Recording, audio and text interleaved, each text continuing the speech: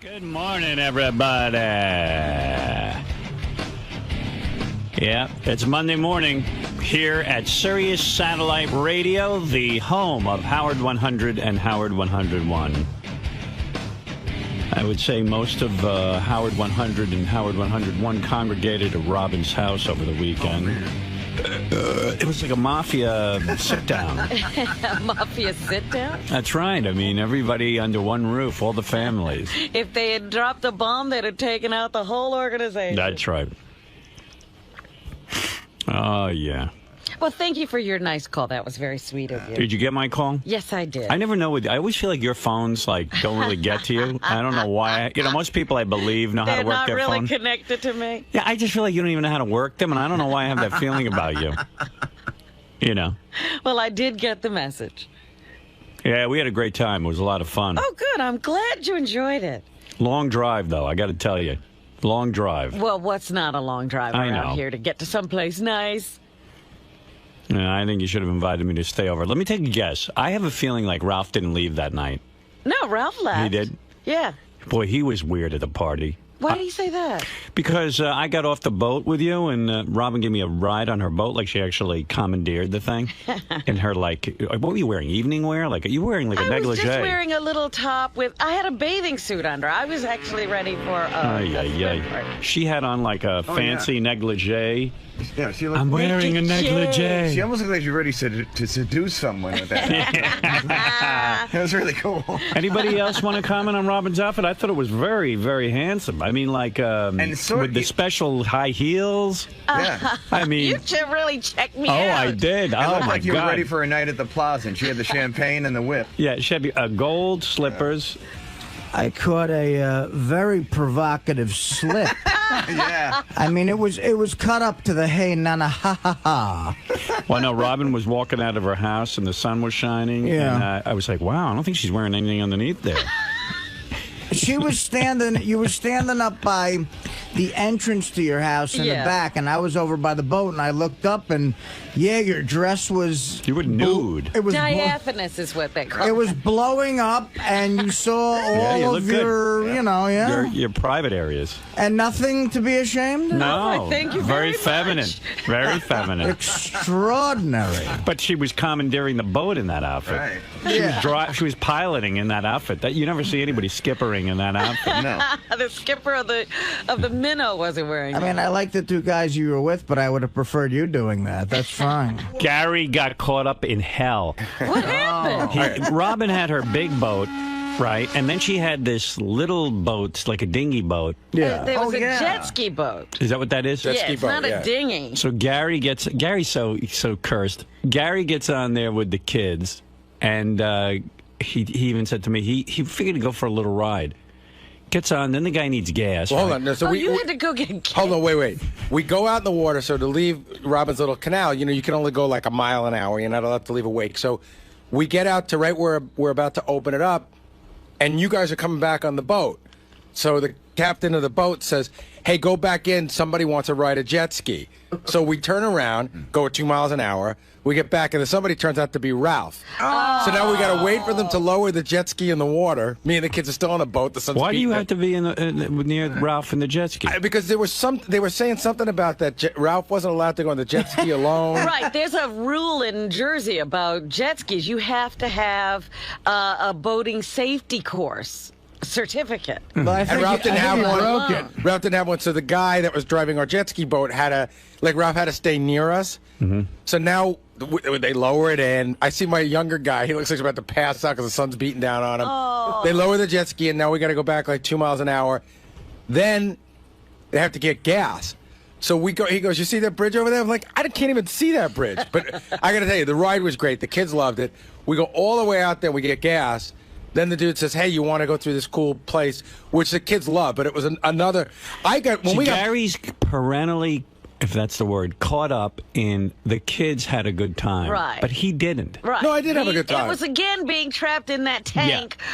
The road, the trip was too long. You wanted 20 minutes in the boat and then get off. Yeah, you wanted to see what it was like and get off. His trip lasted over an hour. It was well over an hour. Well, and then I felt like when we left, 𝗛𝗵𝗄𝗿𝗍's kids were waiting to get on. Like they were literally standing there with their life jackets on. When I got back, I don't know, they might have left. We were gone so long. Can I just tell you one funny thing, by the way, about our trip? Yeah. So we get on the boat and we're going out, and then we see you coming in on the big boat, right? Right. So I waved to you and everything. We come back in, we wait for Ralph. We go back out again. So Ralph's, tooling around the jet ski. And he knows what he's doing. He's tooling around and everything. Right. Mr. Jet Ski. So we're out there, and my son goes, my younger son goes, where's Howard? And I said, well, he's on the boat. We just passed him. And he goes, no, he's not. He's on the jet ski. And I go, that's Ralph. He goes, who the hell's Ralph? He thought Ralph was you. Everybody seems to think Ralph is me. A lot of people do that. They confuse Ralph for you. Yeah, But specifically, the other day that happened. Yeah. 3 people said that to me. Is that Howard? And I go, no, that's, matter of fact, that's Ralph. Wow. I don't know when he started looking like me. He cut his morphed. hair the same way as mine. He started to morph it. Did you ever see the movie 2 years ago? Did you ever see the movie Single White Female when the roommate starts to look? You don't know how exactly that happened. Yeah, we're getting close to the time it's time for her to stick somebody in the eye with a shoe. Does he really look like me? I tell you, if you really look quick, and I mean, we all know you like It's like really a silhouette. well. Right.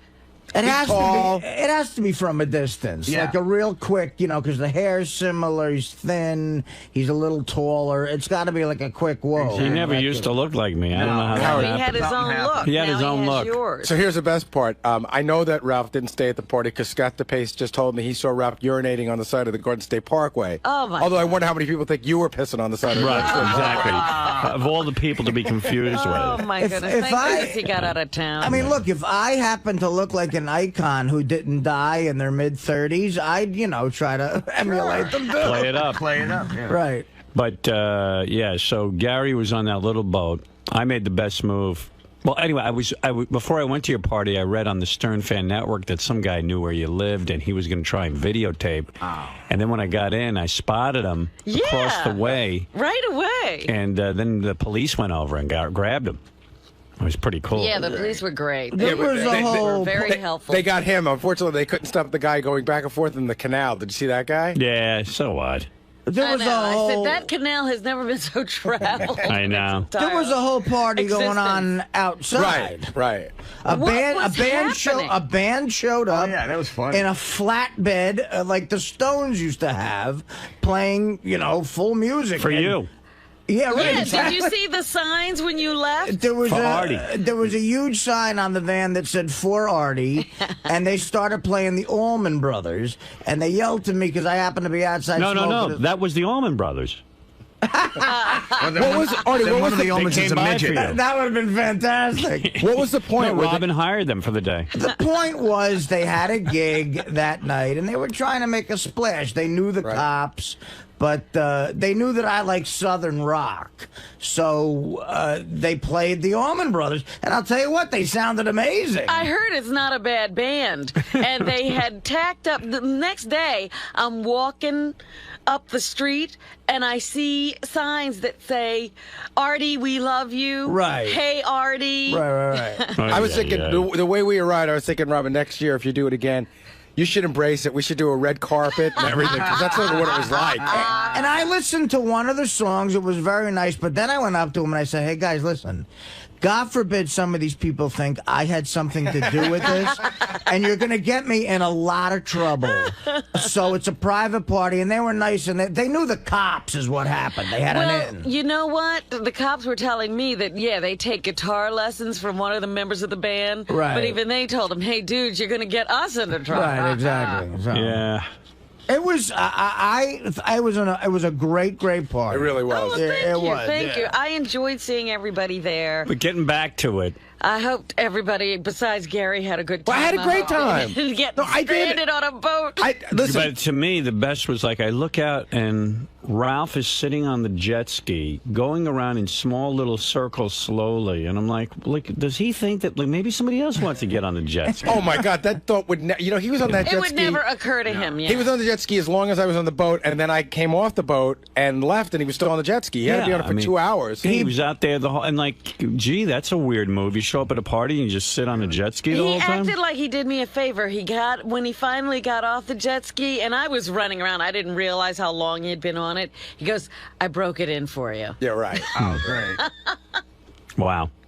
He's doing water ballet on that jet ski. Oh, yeah. He was telling me how great the whole thing was, and there's great areas where he's zooming around. Well, remember I told you we went a half an hour away? Great. I found great areas. He did. He found it's called Robin's boat guy took us. He called it the Snake Trail. So he took us through there the first time, and then I saw Ralph an hour and a half later, and he goes, "I went back to the Snake Trail again." I was like, "You're not jet skiing, are you, Robin?" The jet ski and the jet ski boat just got there. I've never been on them. Yeah, but you don't swim. What are you doing?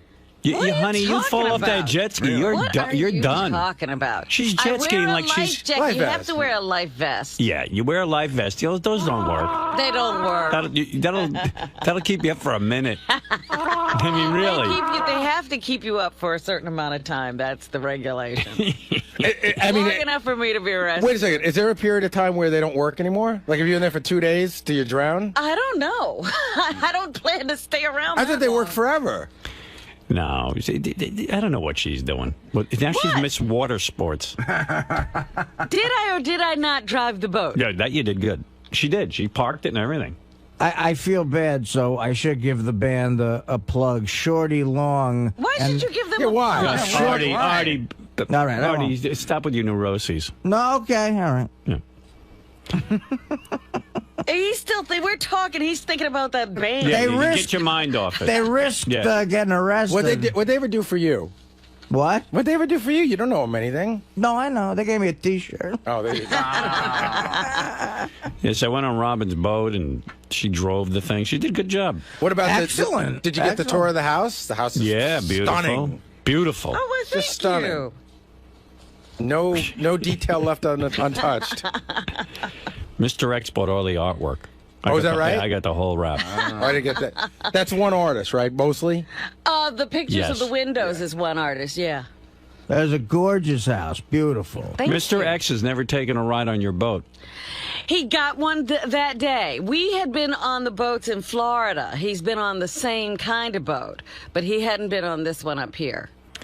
And Gary was double dipping cookies in the chocolate fondue. So was everyone. That was a you were double double dipping. Absolutely dude. not. Take a bite. Dude, absolutely not true.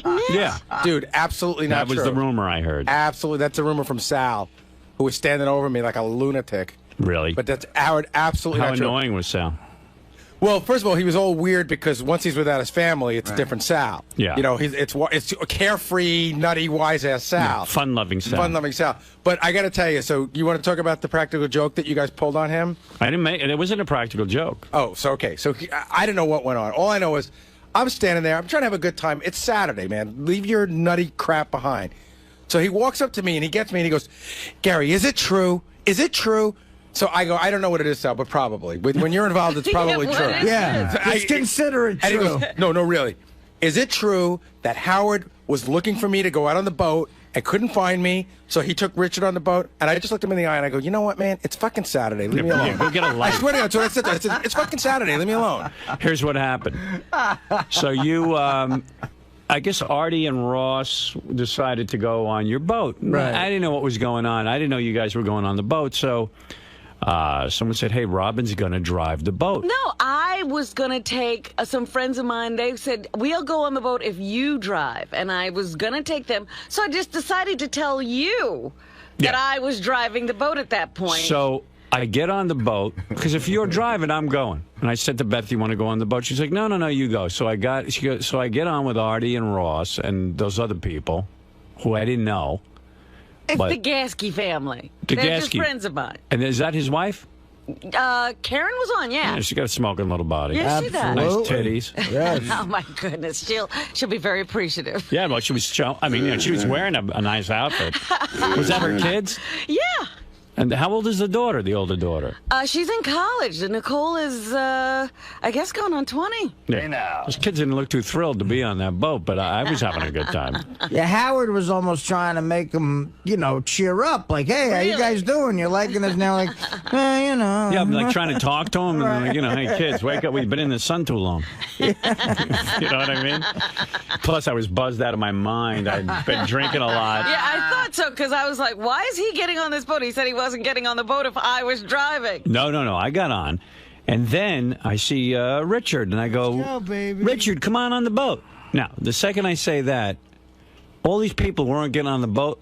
Doug Goodstein, Marlo, everyone They started to almost pile sunk in. the boat. I had to stop it and say, get off. Right. So all of a sudden it became the place to be. Right. I'm like, don't you people realize Looked like one of the- that a boat has a capacity? It looked like one of those Cuban, rescue boats Right. when they're trying to It's- immigrate to They Florida. were coming and they're over all the side. It suddenly looked like fun with me, Artie. I got to tell you, I wasn't on it. It did look like fun. It looked like it was going to be fun, right? It looked like, Yeah. You know what it looked like? Once you got on, it suddenly looked like, instead of a boat, it was like a party boat. Yeah. Because you guys were all, you and Ross were like, how are you? Holding up your drinks Well, and what stuff. we were doing is, I said to Richard, oh, my God, if Sal sees me with you on the boat, that's the end of it. So I said, hey, someone tell Sal to get on the boat. So you know who Sal- it was? That you know who was the person that told Sal that just loved it was Dominic. So Dominic comes over to me before we take off. He goes, I'm going to get Sal, and I'm going to tell him you were looking for him for the boat, which I was. Threw him into a frenzy, Howard. I swear to God. So I Dominic. wish I could have been on land to see that. So and it turns out, I get back and Sal goes, fucking 𝗛cie. I go, 𝗛cie. He goes, What about 𝗛cie? He made me come outside with him to get a cigarette and to smoke a cigarette. Made me. And 𝗛cie screwed me up, man. I would have been on the boat. Dude, I was looking for you on the boat. Honest to God, I was. Oh, there's the picture. There we all are. Me and Richard palling around.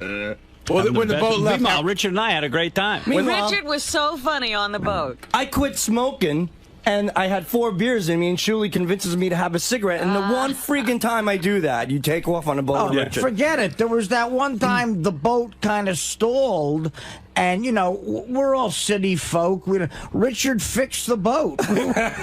Dominic comes running in the front. Where I was looking all over for you. And I run. I swear to God, I ran in the back like you thought my kid fell into the water. And you saw the boat pulling away. It was gone.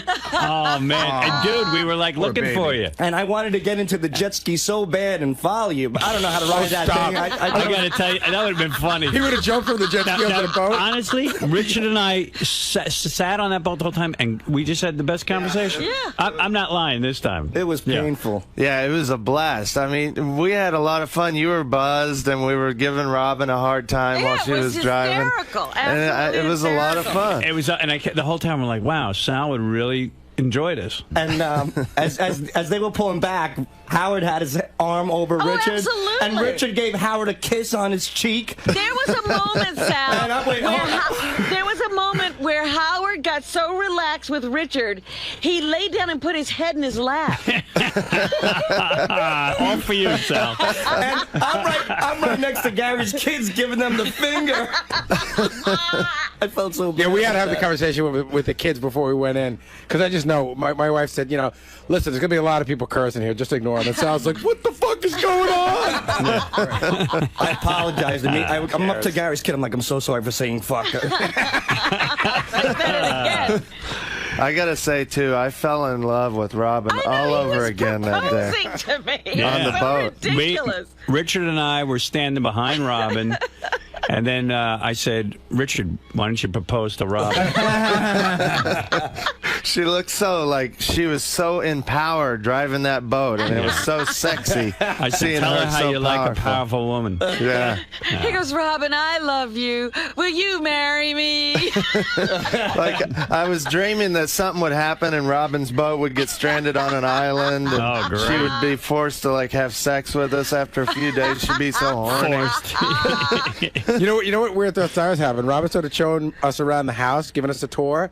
And I started thinking of that weekend that Robin had her little pajama party with like Lisa the sales girl and Anne Marie, and I'm thinking like, oh, I wonder what room they were in their pajamas in. Oh, I didn't even go that deep. Different house. Different house? Yeah. For my money, it was that house. You know who gets really pussy whipped? It was great to see is Steve Langford, the newsman.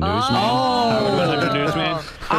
You're 100% right. Him with the kids. He and the was pool more and the Gary white, than Gary. Yeah. Right. He was out Garying Gary. Right.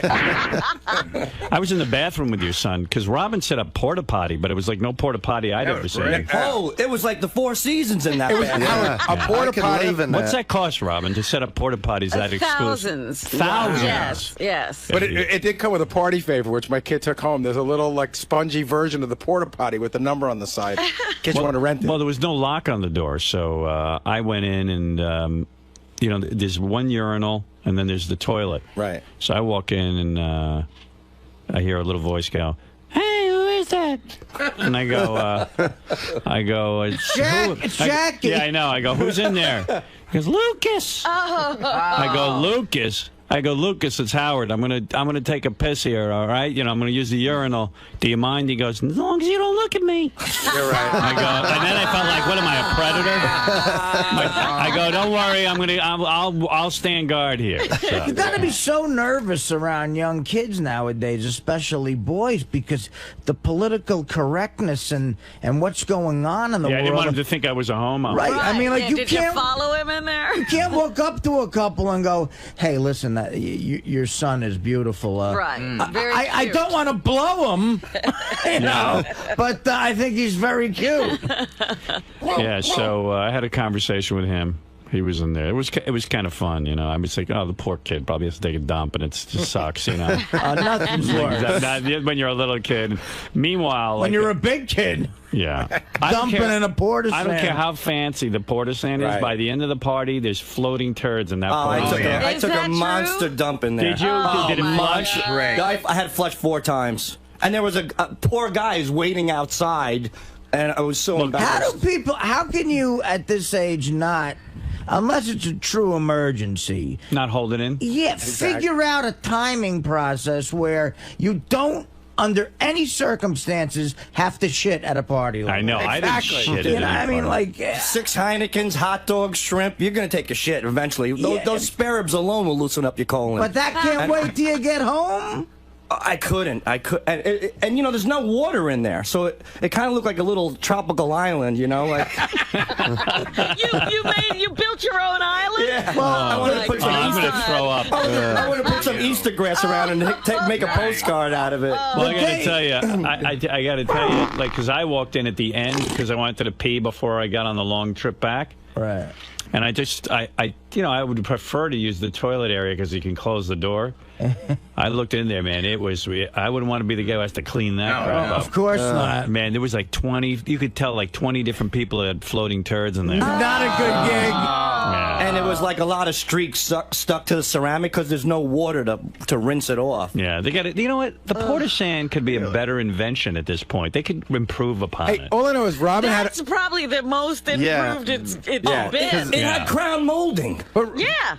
It was a porta potty No, with crown molding. I know. That's what I'm like, saying. Robin but had it's still, when it comes down to it, Yeah. it can't handle the turds. But I understand. No, it can't. Robin had a little fountain in her house that recycled itself. Why can't those things have water in them? Right, I don't know. I just know that I would have rather had the turds out there than in my house. Well, That was a big statement, though. That You was know like, what? It's worth thousands of dollars just to be able to drive those turds away. but really, Robin should have put a sign over her door that said, "Don't shit in my house." Right.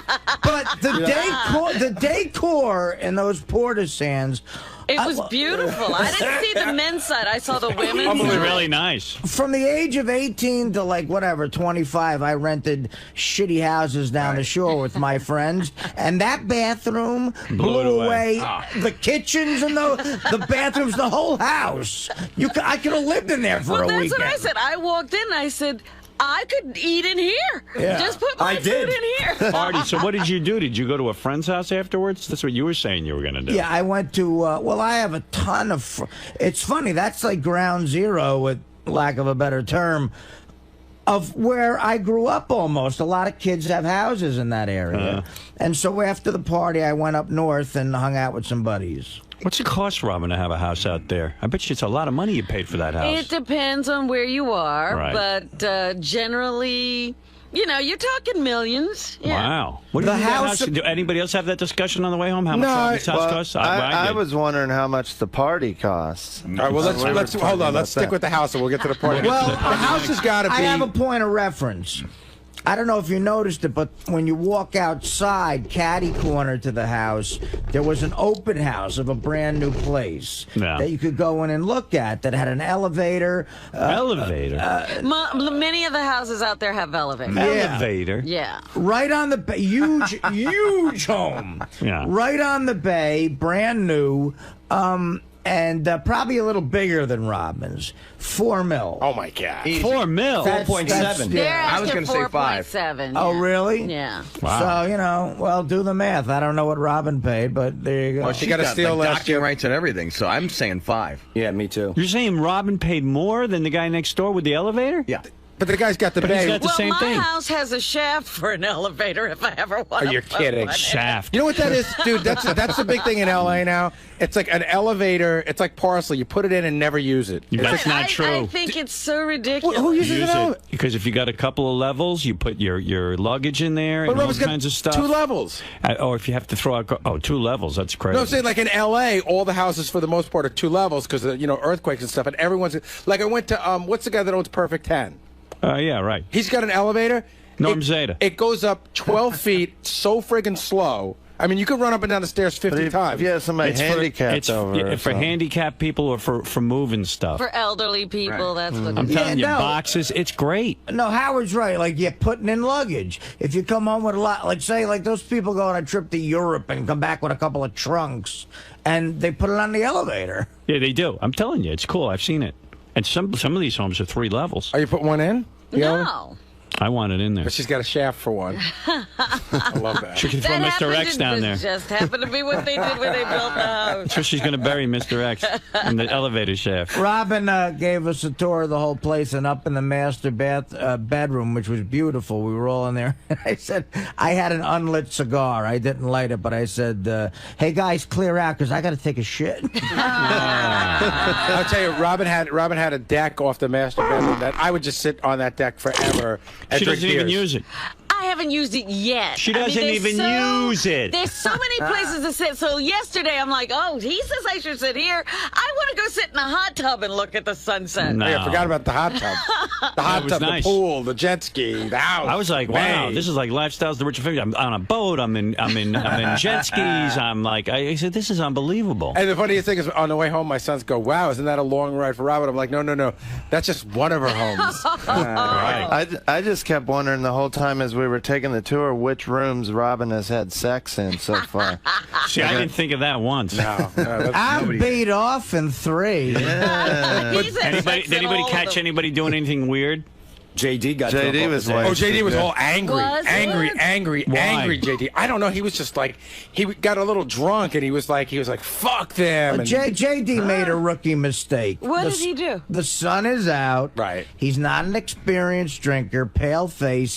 He pounded 4 JDs in a row. And now he's got that stop drinking, sun drunk with a headache, went out on the boat with no booze, came back, and he was ornery. You were ornery. I You were wasn't. ready What's to going on slap with you? somebody. It's like You a never month, drank. like 2 months ago, you would not even have a drink.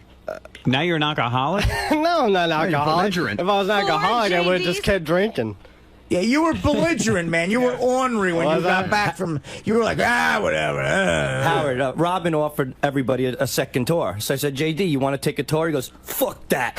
He goes, what is this, MTV Cribs? I ain't going no fucking tour. Oh, and I heard you spilled a drink all over Robin's boat. And he was laughing about it. I'm sorry about that, Robin. Dude, he was spilling Thank God drinks the all boat over. is watertight. We cleaned it all up, me and Will. The Thank you, Will. badass emerged, not JD. The Now we badass. know why he calls himself the badass. Give me another JD. JB or whatever. What do you drink? J&B? No, JD. Jack Daniels. And what? Jack and Coke. Yeah. Jack and Coke. How did you go from never drinking to Jack and Coke? Oh, yeah, that was my dad's drink, so I just, I felt bad because I was with him the very first time he took a drink of champagne, and I feel like maybe I had something to do honestly, with it. you gotta get rid of the Coca-Cola because that's gonna fuck you up. It's true. He's right. It makes it one of those sweet drinks. Yeah, and it makes the hangover worse. Well, I didn't have a hangover or anything. I was riding on that boat. Everyone was like, "Don't puke, don't puke." I was like, "I'm not gonna puke." He was in the front. When he gets drunk, he almost gets even more retarded. Like his bottom lip opens up and it's got spit all over it and stuff. No. And he's standing there wobbling back and forth. And Scott Salem's wife goes, "He's drunk? I thought he was always like this." He's just Napoleon Wow, good one, Dynamite. Sal. And then, You wait. sound like Napoleon Dynamite. He smiles a lot when So he's were drunk. you miserable and angry? No, Are you a miserable, angry, fine. drunk? I was fine. Thank you for inviting me, Robin. It was a beautiful party. How did you get there?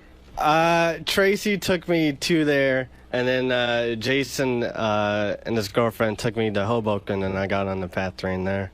No. Rode on the train back home. He's a friggin' mess. Took him 17 hours to get home. Wow. Right. Let me tell you, he took my place Saturday.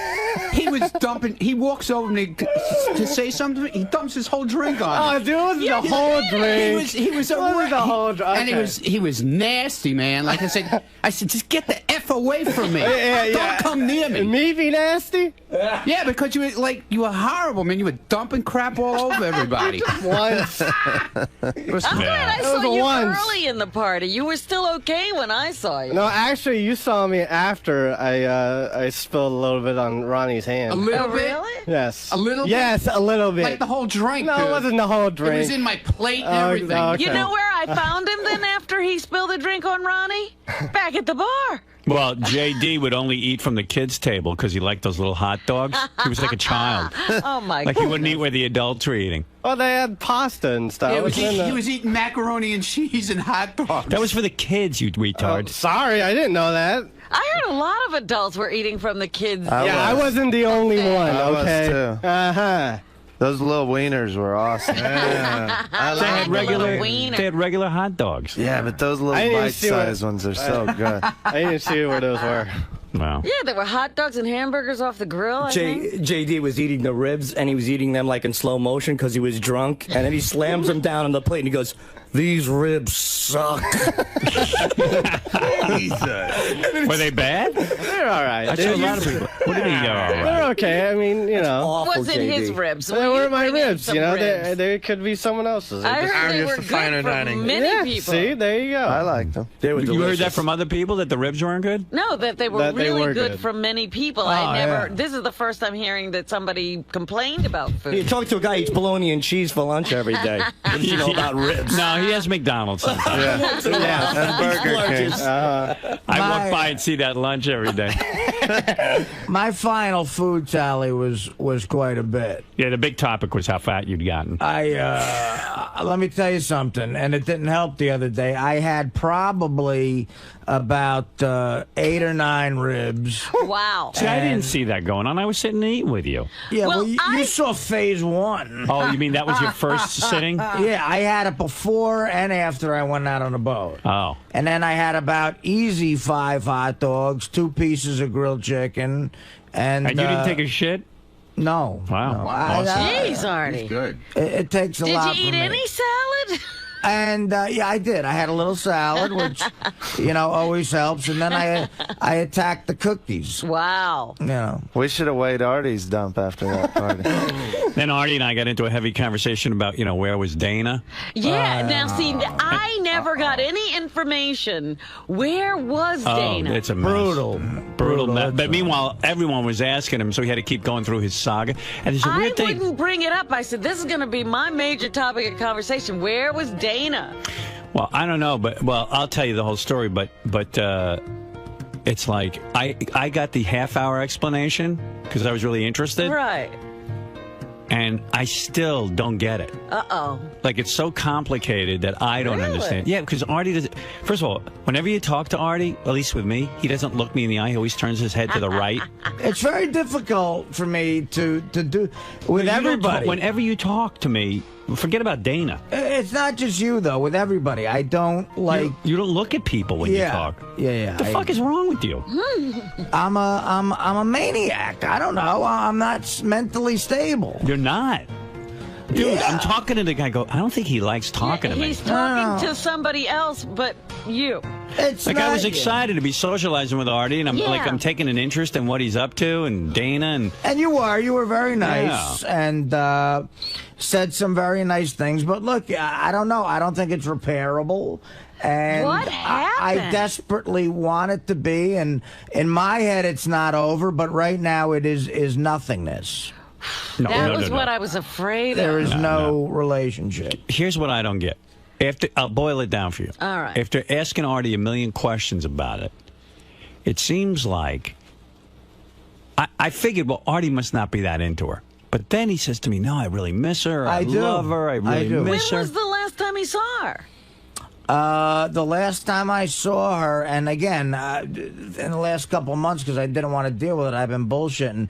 The last time we saw each other was the Oscar party at Elaine's. Wow. So that's a couple of months ago. Yeah. We've talked on the phone a lot, and, I mean, look, I just, I can't get it together. You've been lying to us. You said she was going to be there. No, I know. I thought she was. That was going to be like my big thing. Like, I'll get her to come to this. It'll be a nice event. Because she loves all you guys and she likes socializing. But she wouldn't call me back. Then I wrote her a letter. Oh, my God. That was fucking insane. What's the letter? I mean, my God. Artie in love. Here's the problem. It's not really like a love letter, but it's... I know that fucking music comes on. Fred, kill it, or else we'll never get the story. No. It's funny. Whenever I speak to a woman, I can't seem to get out my point. I can't articulate it. They always go, "What about it?" And I go, "Oh Christ!" And that sets me back 10 minutes. So I said, I'm going to sit down with a piece of paper and write out all my thoughts. And I did. And that took about 5 pages. 5 pages? And it basically ended in me saying, look, I am so willing to still give this another shot. If you think it's totally over and this can't work, please don't even respond. And it'll just be an easier break for the both of us, and we'll just move on. That was a week and a half ago, and she, as yet, has not responded. So, you know, that's the hint. And I would love to lie to you and say I'm dealing with it like... Here's the crazy thing. Can I interrupt? I was amazed. Because I had a lot of this conversation. Okay. Here's what I don't understand. All right. She wants him to go to a psychiatrist. Right.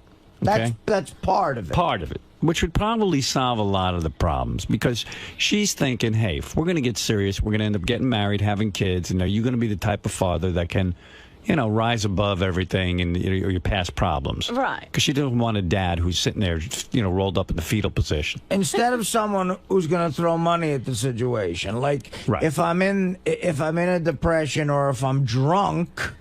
I'll just say, look, you have access to a checkbook. Take the fucking kids to Busch Gardens for the weekend, and I'll get better. You know. She doesn't want that. No, she doesn't think that's. So anyway, I said to him, Artie, don't you think you deserve? Like I said, I said, on some level you must be sick of her, because then you'd go to the therapist. He goes, no. I really miss her. I do. I'm beginning like a pain in his heart. I miss her. So I go, wait a second. What makes you think you don't deserve to have a happy future? Why can't you see a future where you're not drinking and where you know heavily, and where you're not rolled up in the fetal position? Right. You always see the disaster in things. Therefore, you're not entitled to anything good. So, you know, it's sort of like, what's the use? Yeah. So I said, so just go to the therapist and then you have her back. And then he goes, no, I can't do that. And I'm like, I don't want to. So he goes around. So that's why I never get to the bottom of it. Well, I'm so deathly afraid of a therapist. I just don't. I just don't know what I'm going to talk. See, I have this thing in my head, being as cynical as I am, that therapy is just this huge scam. Like, you know, like me. I was like that. Like Look, this, but you're not. Why would you be afraid of a scam then, Artie? Go and get your girl back. Yeah, no, yeah, but maybe Enjoy that's, the scam. But that's for the wrong. But that's for the wrong. Right? No, you know what though? I brought that up to her, and she goes, "Well, that's going for the wrong reason, and it's not going to work." And I'm like, why are you well, discussing that with her? Just go. all right. Well, I do. Again, I have a name that she has nothing to do with that I could call, and try to get into it. And I just got to overcome that cynical attitude of like, here's a guy who's like, I almost look at a shrink. Not that I'm Tom Cruising against psychiatry, and certainly not drugs. You give me a pill. If you said this pill will make you feel better, where is it, You'd man? be right Let's there, party yeah. it up. I'll down it right now. But I almost look at him as like a televangelist, like, do this and give me money and you'll feel better. And it's just like the sucker thing in me. You know, I think I'm a sucker for doing it. And I can't get over that. And that's my old man talking. Did you ever think it's not that you are afraid of being scammed, but you're afraid of getting that close to someone? And that's the whole issue with Dana? Or opening up. So if you get close to the psychiatrist, maybe you could get really close to Dana. Right. Well, hey, look, that's one definite opinion that might be true. I might be scared. Yeah, I might be scared to. I think So that's the bottom line of all of it. Right, so be brave enough to take the first step and get over your fear. That's all she's asking you to do. I have awful like reasons for going. Like I thought maybe I'll go just to get material, like for stand up. Like Yeah. I mean, you know the what? worst possible Whatever reason. it takes to get you there, go for it. Right, Yeah. go. Well, I mean, again, the goal is to eventually pick up that fucking phone and talk to this guy and make an appointment. I could literally go right after work and just see what happens the first time. And I don't know, maybe I'll have some sort of epiphany. I've talked to people who were anti it for a long time and live by it now, such as yourself, such as certain people in my family, and they all go, look, I live by it. It really is helpful. And Hey, bro, 5 years before I called the therapist, I had his name on my desk. 5 years it took me to get the balls up to And call aren't the guy. you pissed that you wasted the 5 years? Yeah.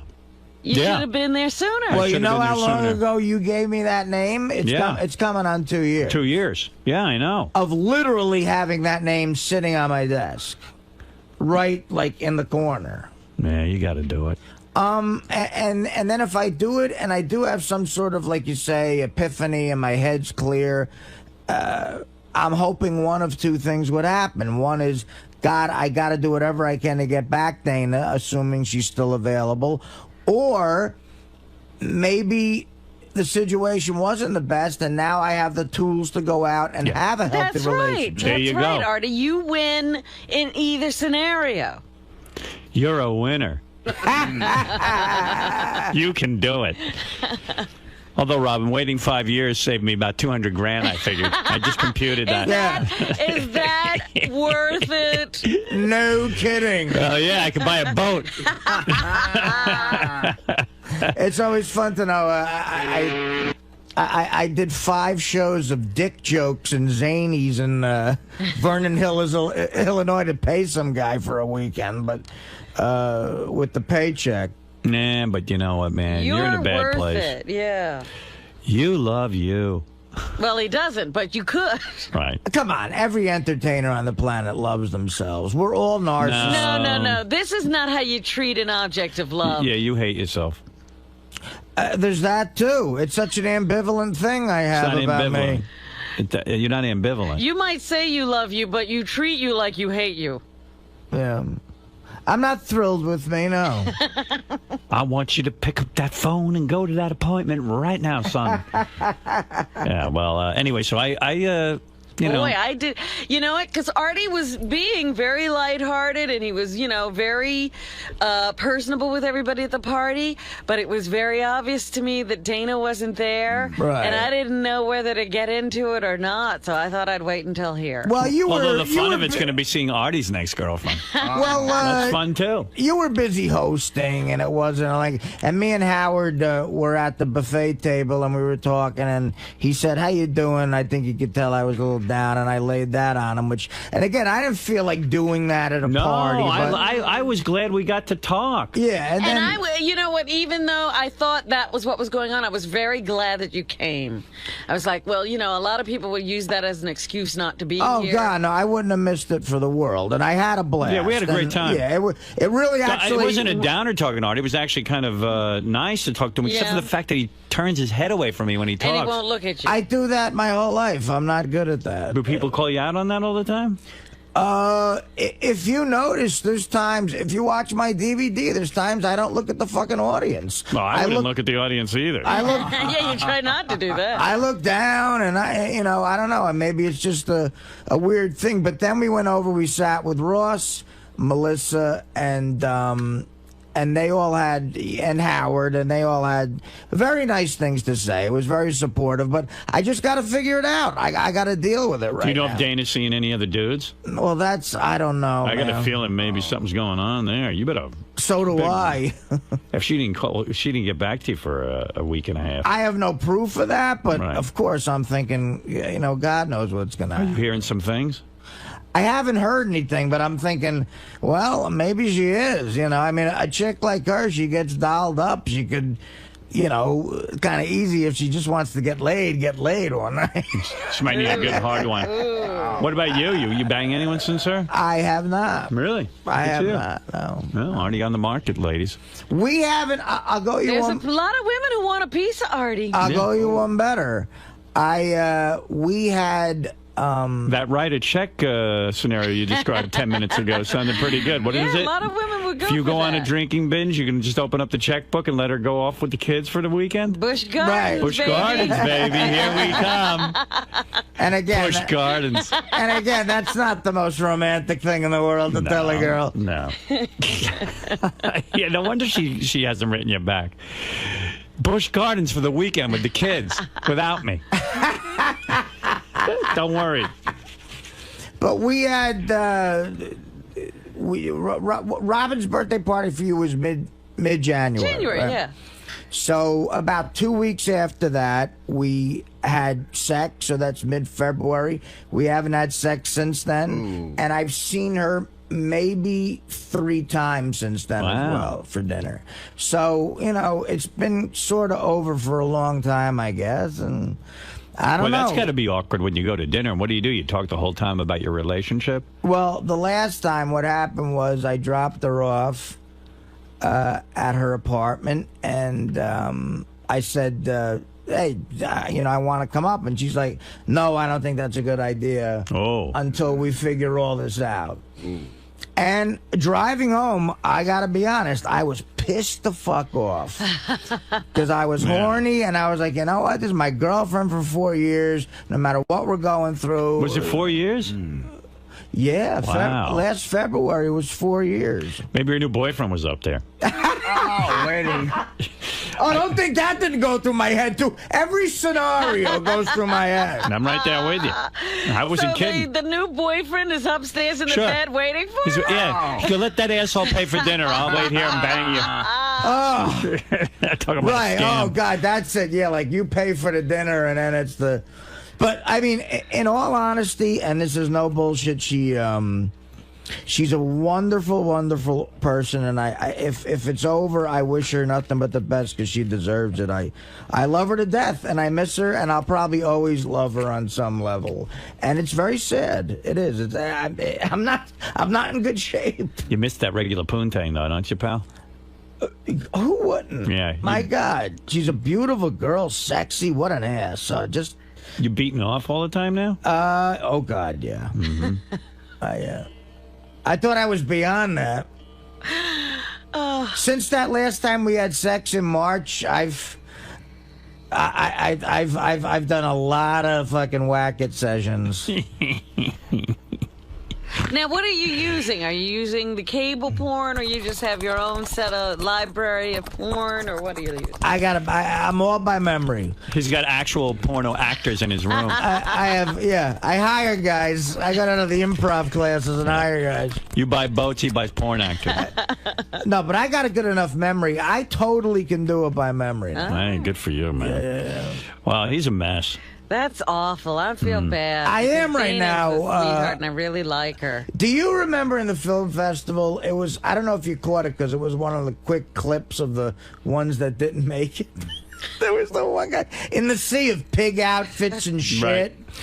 In my little montage, there was a kid clearly homeless with a blanket laid on the street, black eyes, like a needle, coke, and booze. And he wakes up out of a daze and he just goes, Dana? Dana, is that you?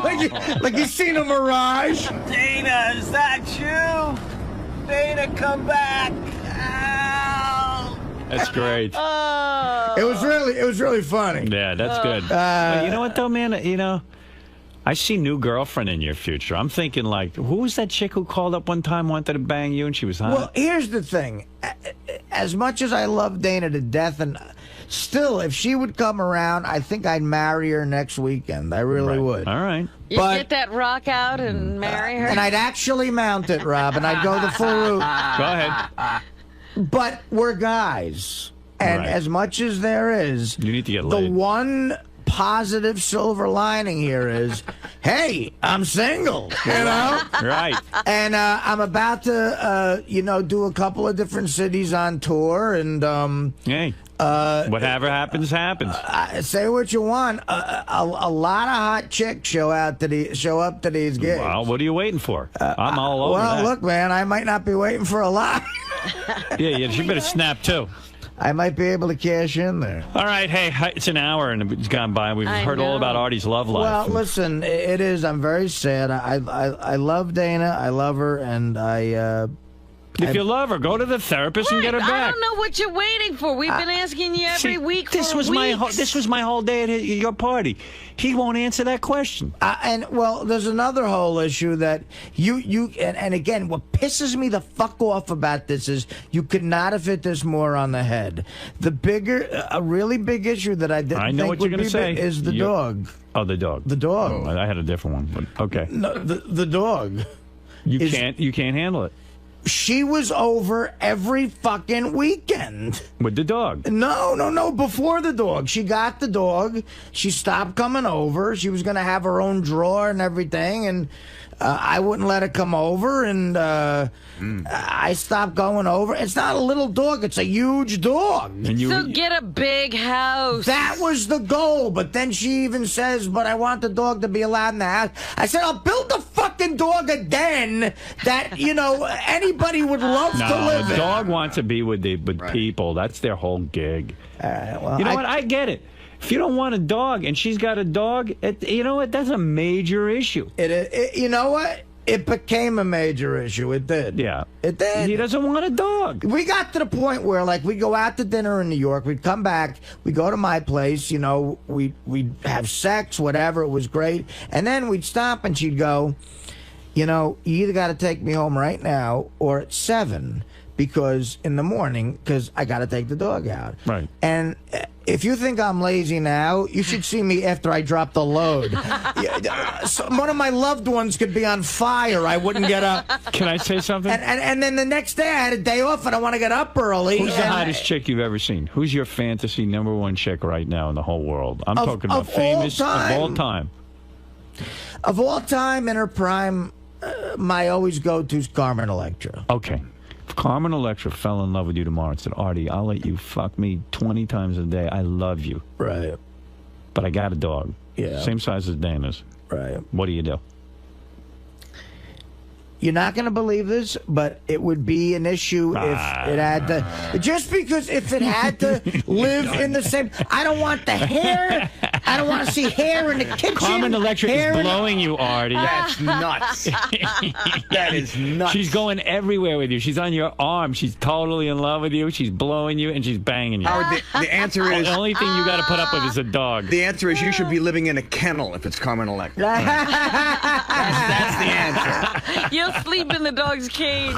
I will Something tells sleep me in you're gonna dog put up with feces it. to have her. But I understand what you're saying. A dog is like, you know. What do you want me to But you know tell what? you? That's you. You know, you're not gonna put up with. You want things your way. That's me, and that's my problem. That's part of my mental craziness. But, that you know, I can't. all of this- I skeeve a dog. All of this could be discussed in therapy. Right. Right. The guy would get into it with you about the dog. Right. Well, I thought I had a very generous Artie, compromise. you don't want to get your hands dirty, right? No. With the dog, seriously. No, I don't want it to shed hair like, you know, in a living room where I may take a sandwich to watch the game. Now, let me see something. I You don't got a want it housekeeper, drooling on the kitchen floor. Like, you know how you throw money at stuff? Have somebody vacuum every day. Oh, no, we would have a cleaning woman, but I was even going to go further, like build a beautiful big house with an addition that Artie, people would kill for, and the people dog would stay there. No, people want to be with their dog. They don't want the dog living in a separate house. All right, then Yes, I'm the but asshole. he's talking to someone who lives with the dog right now about not living with the dog. He's going to put the dog in a separate house. Instead of trying to, you know, work through the problem with them. Hey, wait, Dana's dog is on the phone. Spot. Oh, Hey, no. Spot, how you doing? Spot? Hello? Ah, he's gone. That would have been good. Spot was gone. Spot's gone. You know what was really... He's sick and tired of Artie's crying. You know what was really hard, too, was the 4 years that we had our life together. She genuinely, like, misses all you... She loves all you guys who I And we work missed with. her. I was, like, looking forward to seeing No, her. she I don't miss her that much. I like Dana. Honestly, I'm not missing her that much. No, but I'm I doing mean, fine with it. She really likes... Nah, she's a great girl. I mean, how often does that happen that, you know, your spouse likes who you work with and can socialize? It was a perfect... Brother, like, you know, she's a days great like girl. Saturday. And Remember how hard it was you so worked much together? fun and, you know... Yeah, okay, that's what you want. I don't know. And then you know, God knows what's going to happen to me. I'm a comedian. You know, I might be on the road when I'm 45 still. Who wants to live? Who wants to live with that? Well, you that's know? a good attitude. I'm a miserable fuck. Oh, man. I don't know what I'm going to do with you. Jeez. And all I wanted to know was if you spent any time with Fred at the party. Oh, me?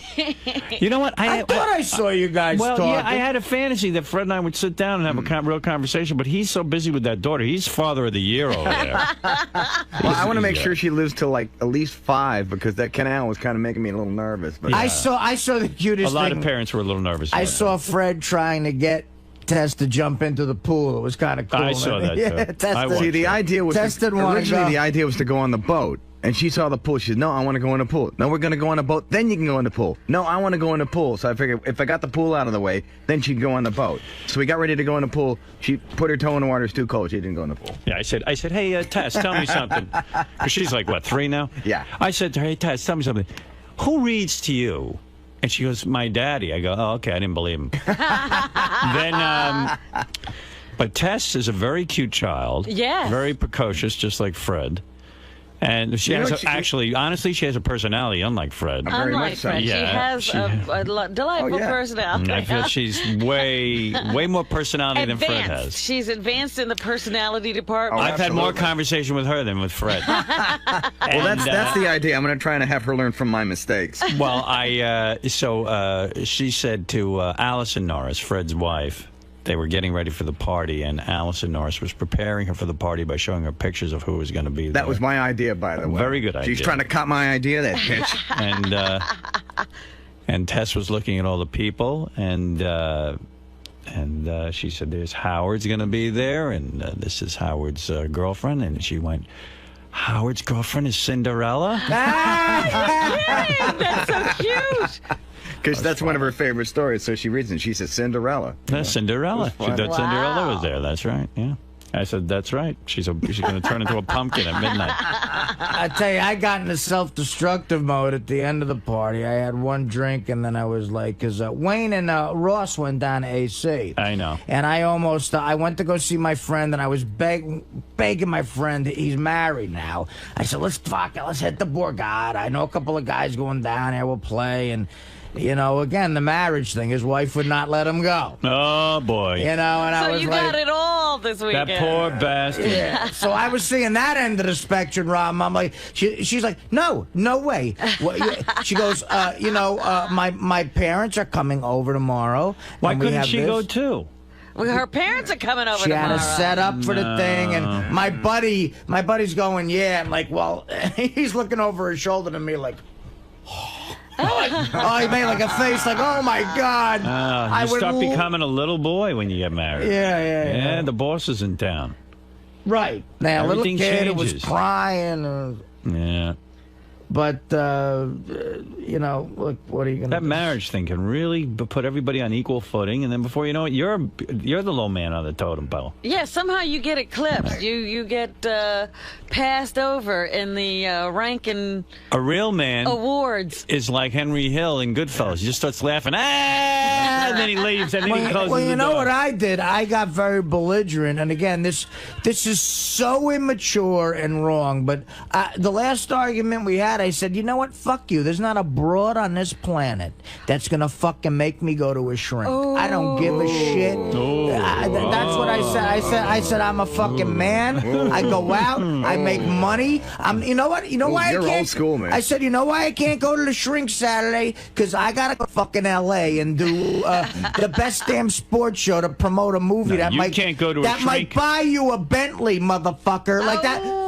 You said that to Dana? Yeah. That's great. The I money wonder thing. she's not responding to your letter. And she kept shaking her head. She goes, "You're missing the point. You're missing the point." I'm like, "No, I'm not missing the point. I don't need therapy. I need gigs and no." You need therapy. I said, "No fuck," and this is right out of my father's mouth. No fucking broad is making me go cry at a therapy's office. Well, there you are. And that's now it. you're alone. That's it. And, right. Now you're at Robin's party by yourself. And much to You know what? No broad did. That's right. You win. Out of all respect to You've gotten Dana, laid in a month. Dana could have buckled, and she said, "You know what? If that's it, we're done."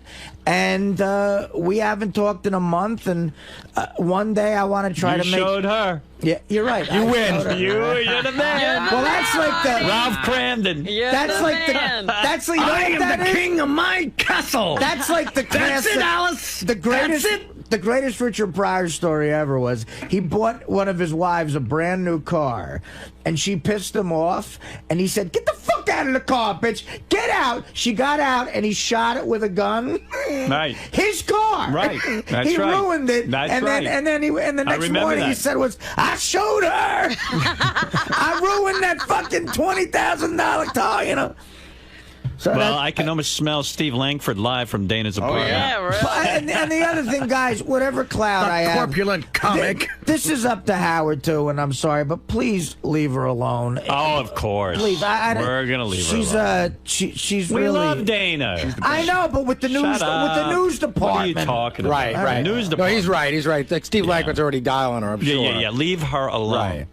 And you know, maybe one day we'll get back, but as of I right, don't know, man. It ain't looking good. Open up and That Steve Langford. last speech of yours. I would Who's love. there? I would. It's Steve Langford. Get Open away up. from me. I know it's don't you, wanna Dana. Be with Artie. I can hear the dog inside. That disgusting dog. The skinny girlfriend of the roly-poly comedian would not come to the door. I'm inside with my new boyfriend.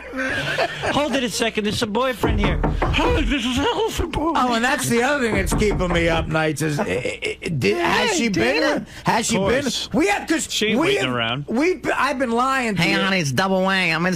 I've been lying. I've been lying to you. We've been done for a month. I haven't seen her. And How's it going? What's going on?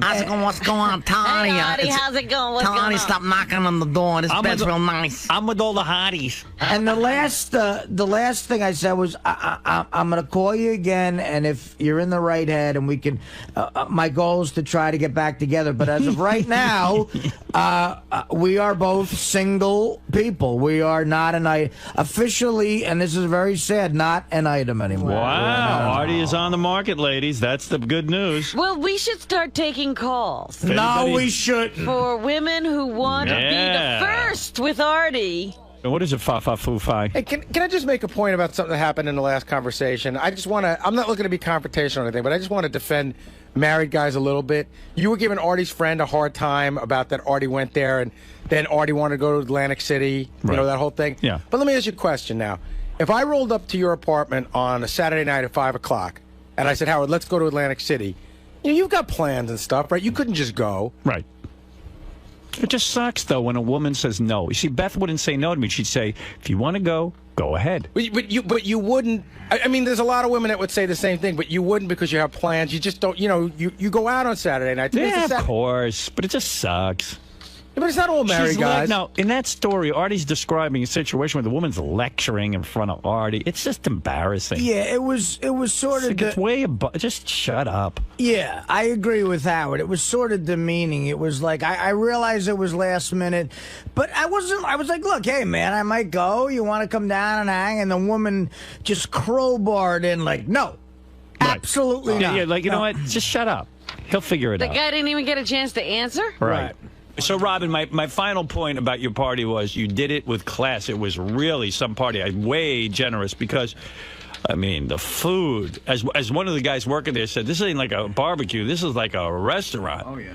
I mean, That was Jackson 𝗛𝗏𝗿𝗱 when he walked in. He says, this is no cookout. This is a restaurant. That's right. I said on the wrap-up show Friday, I don't know if you heard, I said, I did. I have never had a bad time at a Robin Quivers event. No, she goes overboard. So And it was I just great. have to say one thing. The guys who were catering the thing told me that they started out with 6 cases of Heineken.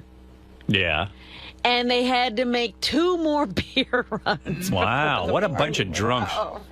I drank that Pinot Grigio you had going. Did you? I had quite a buzz going. Yeah, I drink wine. All right, I didn't know what you were up to. I had a good time. A lot of beer was had. All right, let me ask you this. Who were the people who were classy enough to call you the next day to say they had a good time, and who were those conspicuously absent from doing that, what you're supposed to do? Let me see. You were one of those people. That called. Yes. And Fred emailed. Good. I didn't even know you read your email. Laura emailed. She's class. Yes. And I'm trying to think of... Did Artie call you? No. No. Well, I'm going to see her today. It's no class. Go ahead. Baba Booey call you? No Baba Booey. Wow, no class. No class. People, you know, my parents taught me well. They really did. They did. You are very well-mannered. Even though you're going to see her Let like me ask you first something, Artie. thing Monday You spend morning? the kind of money Robin spent on a party. You put that kind of effort in. You know what? The next day, all you want to do is hear that people had a good time. You put yourself in her shoes. Well, listen, first of all, I don't know if I'm bugging her by calling her. I don't know what's going on. Cop out. But I'm going to see her literally at 6 a.m. today, and I'm going to sing. She went to all that effort for you. You got to go the extra effort and give her either a call or an email and say, hello, I just want to tell you what a lovely party it was. Who has her number? I do. Hello. Who has her number? You're the one who can't be gotten a hold of. Forget calling Artie. You know what? I'll give you this one. You're right. I should have called. Yeah, that's the class move. Beth emailed. I'm sorry. Beth emailed. I'm sorry. Gary, you don't call Robin and say you had a great time at the party? You know, I was going to email her, but it's funny. It's always it's a great thing to call when you call, but when everybody starts calling, I think it's too much. When I call, why am I different? Because you're the What do you fucking mean star of the show. That bullshit! You're a fucking guest at her house. What's it got to do with star of the show? I'm gonna see her. I wasn't always the star of the show. If everybody calls, You're such an asshole. No, you're an asshole. You mean the party was all for me? No, I'm just saying. You're a good invited guest the same way I am. Howard, if you have a party, get the fuck out of here! You annoy the shit out of me. 70 people call you. Get out! Get out of! Get off my show! Listen, fuck me. No, fuck you. Good, then resign. You're fired. I'm gonna resign. Goodbye. I'm gonna resign over this. All right, you're fired. If 70 people call you on Sunday, all you gotta Gary, do is be you're pissed just off. such an asshole. It's one thing if Howard calls, but I shouldn't call. Don't look at me. I actually didn't want to bother Robin. I figured I'd see her You don't on want to Monday. bother her. Yeah, I didn't want to bother her. I figured it's a day after a party. She's probably cleaning up. Get out of here. You're not classy. If every single person at that thank party... you. I heard you. No, let me finish a sentence. I heard it. No, you didn't. I heard it. You hear didn't shit. call You don't her. hear shit. No, you just don't single me out all the time. If every person at that party called her... Howard, if every person at that party called her, wouldn't that be a bit much? Yeah. Yeah, it would be too much for her. So if 70 people called her... So you leave a voicemail or you email her. I was going to talk to her this morning. No. It's one thing if you call both, but that ain't one thing. I'm the same guest as you are. Oh, yeah. Yeah, I'm the same guest you are. The lips will be great. Right here? Yeah. Out of the studio. Get out of the studio, monkey. You fucked up, Gary. Get out. Go ahead, leave. Seriously. You inconsiderate orangutan.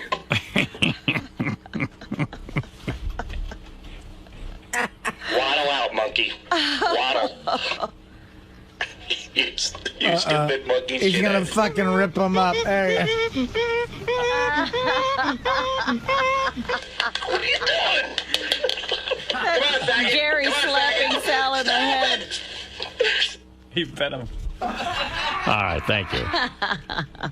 We're all obsessed with Sal at your party because we're just trying to, like Gary was saying, he just can't take his mind off me. Like he wants to.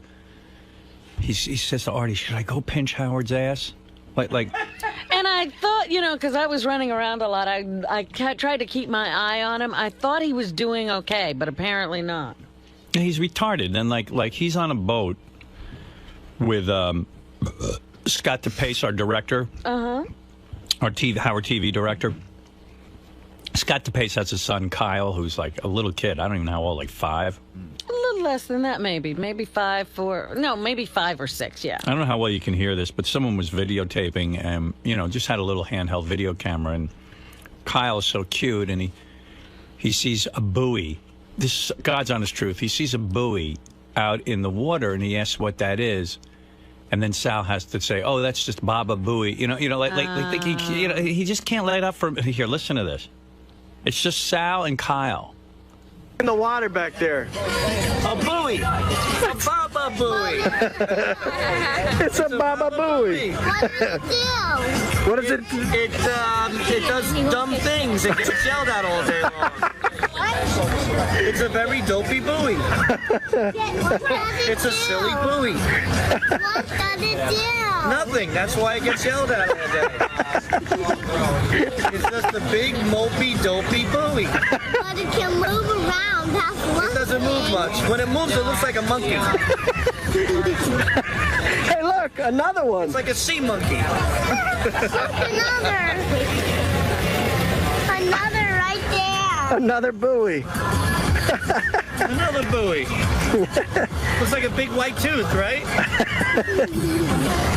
What are buoys supposed to do in the water? So there's a flower on your face. That's a good question. You know what? When we get back, there's a guy named Baba Buoy, and we're going to ask him what buoys do in the water. He'll answer you like this, right? He'll go, "I don't know. That's a good question." And then he'll say, "Are you really a monkey?" I'll show you the monkey man. He's half man, half monkey. You're going to love him. Are you excited? Like, who is he doing this for? Who is he doing Sal's this? whole rap now, Howard, is that he didn't want to do the Scott DePace made him do it. But I'm like, did Scott DePace tell you to jump out of the boat, you fucking idiot? He can't lighten up for a day. It's with that Baba Buoy. He, after we got back, he must have asked me 5 times what me and you talked about. He kept saying, "So did you guys talk for a while?" And We talked the whole time. Yeah. And he kept drilling me. I was just, we were just hanging out, having a good time. He asked me. He said, seriously, on the boat, did Richard and Howard talk a lot? Did you tell him that you were sitting right next to Howard, that the whole trip you were right next to Howard? Yeah. Big deal. So ridiculous. I did. I talked to Richard the whole time. At one point, yeah, me and Ross were having a conversation, and you and Richard were talking a lot, and we figured, maybe you were talking about, the pilot you got going on, so we didn't want to bug you. Did you two hold hands? Yeah, he's way obsessed. By the way, That's a problem. Robin is really into that boat driving. You were concentrating so hard. As much She was as all we leaned over. Yeah, into like it. you were really I into it. can't. I don't Thank see God. very well through that plastic stuff, so I'm Now bending you tell down me. to look through the actual windshield. That's why I was bent over, and I wasn't wearing my glasses. I use these polarized lenses so I can see stuff, and so I really had to work hard. Yeah, sexy. Oh, you are the devil. Robin, will you marry me? All right. Thank you, Robin. Well, I had a great time. I had a great time. It was an awesome party. How many shows? Let's see. Today's Wednesday, so we have 5 shows after today. That's it. And still no announcement of any kind on the horizon. A lot of conversation, a lot of articles about whether or not I'm going to stay here, go to another company. I don't know what's going to be, but yesterday I was on the air and I did throw a big tirade about the CFO of our company, Sirius, for saying I might need to take a pay cut. Yeah, I had a full day to investigate all of this and read the actual comments, and it turns out he said nothing of the kind. Uh-oh, how did you get this impression that he did? Well, because the Hollywood Reporter wrote an article with a big headline and attributed quotes to him, and I've read the entire transcript of what he had to say, and he had nothing of the sort to say. They extrapolated a few things and then made a couple of assumptions. So our CFO is a good guy. In fact, he said all the right things. I read all pages of the documents, including pages 3, 9, and 7, which were about me. Wow. And what he said was, he was talking about Sirius. He wasn't talking about me at all. And he said in many of the cases, because Sirius XM has merged, that they don't have to pay people like Oprah as much and this one and that one and the other thing. He never said anything about me. When he was asked about me directly, he said Howard Stern's been a great partner. He's been a guy who's really been a pleasure, etc., and that he hopes I stay. That's what he said. Now, the Hollywood... Easy, Robin. The Hollywood Reporter went ahead and put a big headline, Howard Stern may need to take a pay cut. And then in the body of the article that I read to you yesterday, attributed to him that, basically, like everyone else around here, I might need to step back and take a pay cut, which is nothing that he said. So, and they didn't put it in quote marks. Sorry, George, what? They didn't put it in quote marks. Yeah, but there was something in quote marks, but that's the impression I got. Yeah, but it was not his quote. So that's irresponsible journalism. Well, thank you, George. Yeah, that's what I'm saying. So anyway, the CFO of this company is in the clear with me.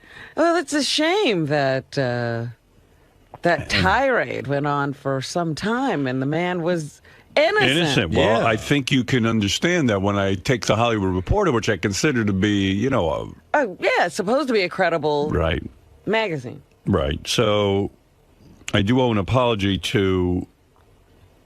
Well, I really don't owe an apology because I was misled, like George W. Bush on weapons of mass destruction. So he never apologized. Right. What's he going to apologize for? But I will apologize because I don't know the guy. I do send him a Christmas card every year. Well, that's nice of you. Yeah, I do. As you should, Robin. I don't send out Christmas cards. No more? You used to. I used to, but... What happened? You're too busy? Yes. The list gets too long. No, she's very busy. You have no idea what Robin's life is like. Oh, I have an idea. Yeah, I mean, she is a globetrotter. She is a philanthropist. You have no idea what Robin has evolved into. I have many, many hats I have Right. to change into every day. And so Christmas card sender had to go out the window. Everybody understands when Robin doesn't send Christmas cards because they know she's saving the world. No one expects her to be taking time out from that to send a Christmas card. Her spiritual Christmas card goes out to all the people, all Absolutely. during the year. All the time, every day. That's right, George. And so, Robin, I understand. Oh, goodness. You've evolved. You have. You are not the same woman I met many years ago in Washington, D.C. Nor are you the same man, my dear. That's right. How many You years are. ago was that? I'm pretty sure I am the same one. That's the problem. That's why I'm at the psychiatrist. I have not evolved. I've devolved. How long ago was it that you met? I met Robin. The year I was born, he met me. I met Robin in Washington, D.C. because I spoke to her on the phone when I was working in Detroit. We were both leaving jobs to go to Washington.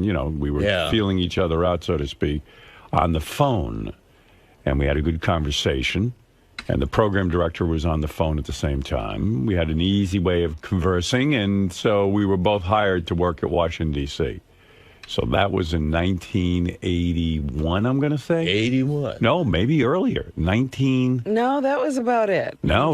We were already at NBC at 81. Yeah, 80. It was 1980. So practically Might have been 30 years. 79. No, it had to be 80. 1980? Yeah, because, that one tumultuous year in Washington. Right. Well, 1980, I remember I was working in Detroit, so I guess, all that went down. I left Detroit, and then I went to Washington. Yeah. I'm not good with the years, but 1980 sounds about right. A perfect radio match. That's right.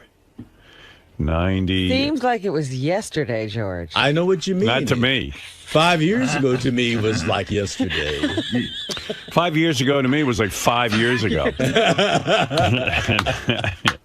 And you know what? 1980. I'm going to do a little quick math. I'm going to impress you right now. Yeah. Watch this. 1980 plus 10 is 1990. Then you got 2000. Now you're talking 20 years. Now, if you add, let's say, 10 to that, that's 30 years ago I met Robin. That's right. That's right. And that's just some quick math right off the top Well, of my I said head. 30 years when you announced that. I do you're that. quicker. That's not fair. He had to show the Right. work. Well, I did an exact thing. I'm showing you. I show the work. 80 to 90 is 10. Then you go 90 to 2000. You see how I do it? And That's then what I 20. did. Now you got after 2000, you got to go. Let's say it was 2011. Then it would be 31 years. Well, believe me, It's soon to be. 5 hours seems like 5 seconds here. Yeah. You got to do the Goes math really fast. and you got to show people how you got there. Yeah, I'm pretty good with that stuff. Anyway, yeah, so we met. And then, I saw Robin. Lovely, of course. You know what? I just saw Private Parts again. Because they're playing it on cable all the time. All the time, yeah. And I tune in, and you're in Detroit and doing Hop Along Howie and all that stuff. And then I'm like, uh-oh, my entrance is coming. Right. You got to get ready for it. What did you do? My entrance. According to the internet, I started with you in 1981. 81? So, yeah, but how's that possible if we were already in... Weren't we in New York in Well, that was a quick year, because in 81... September of 82. 82 Right. in New York? Yeah. Oh, so it's 81. So what would that be, George? Don't ask. I don't care. You want me to do the quick mathematics? So like Easy. 30 years ago or so, Yeah. 29, 30 years ago, I met you. She was very young.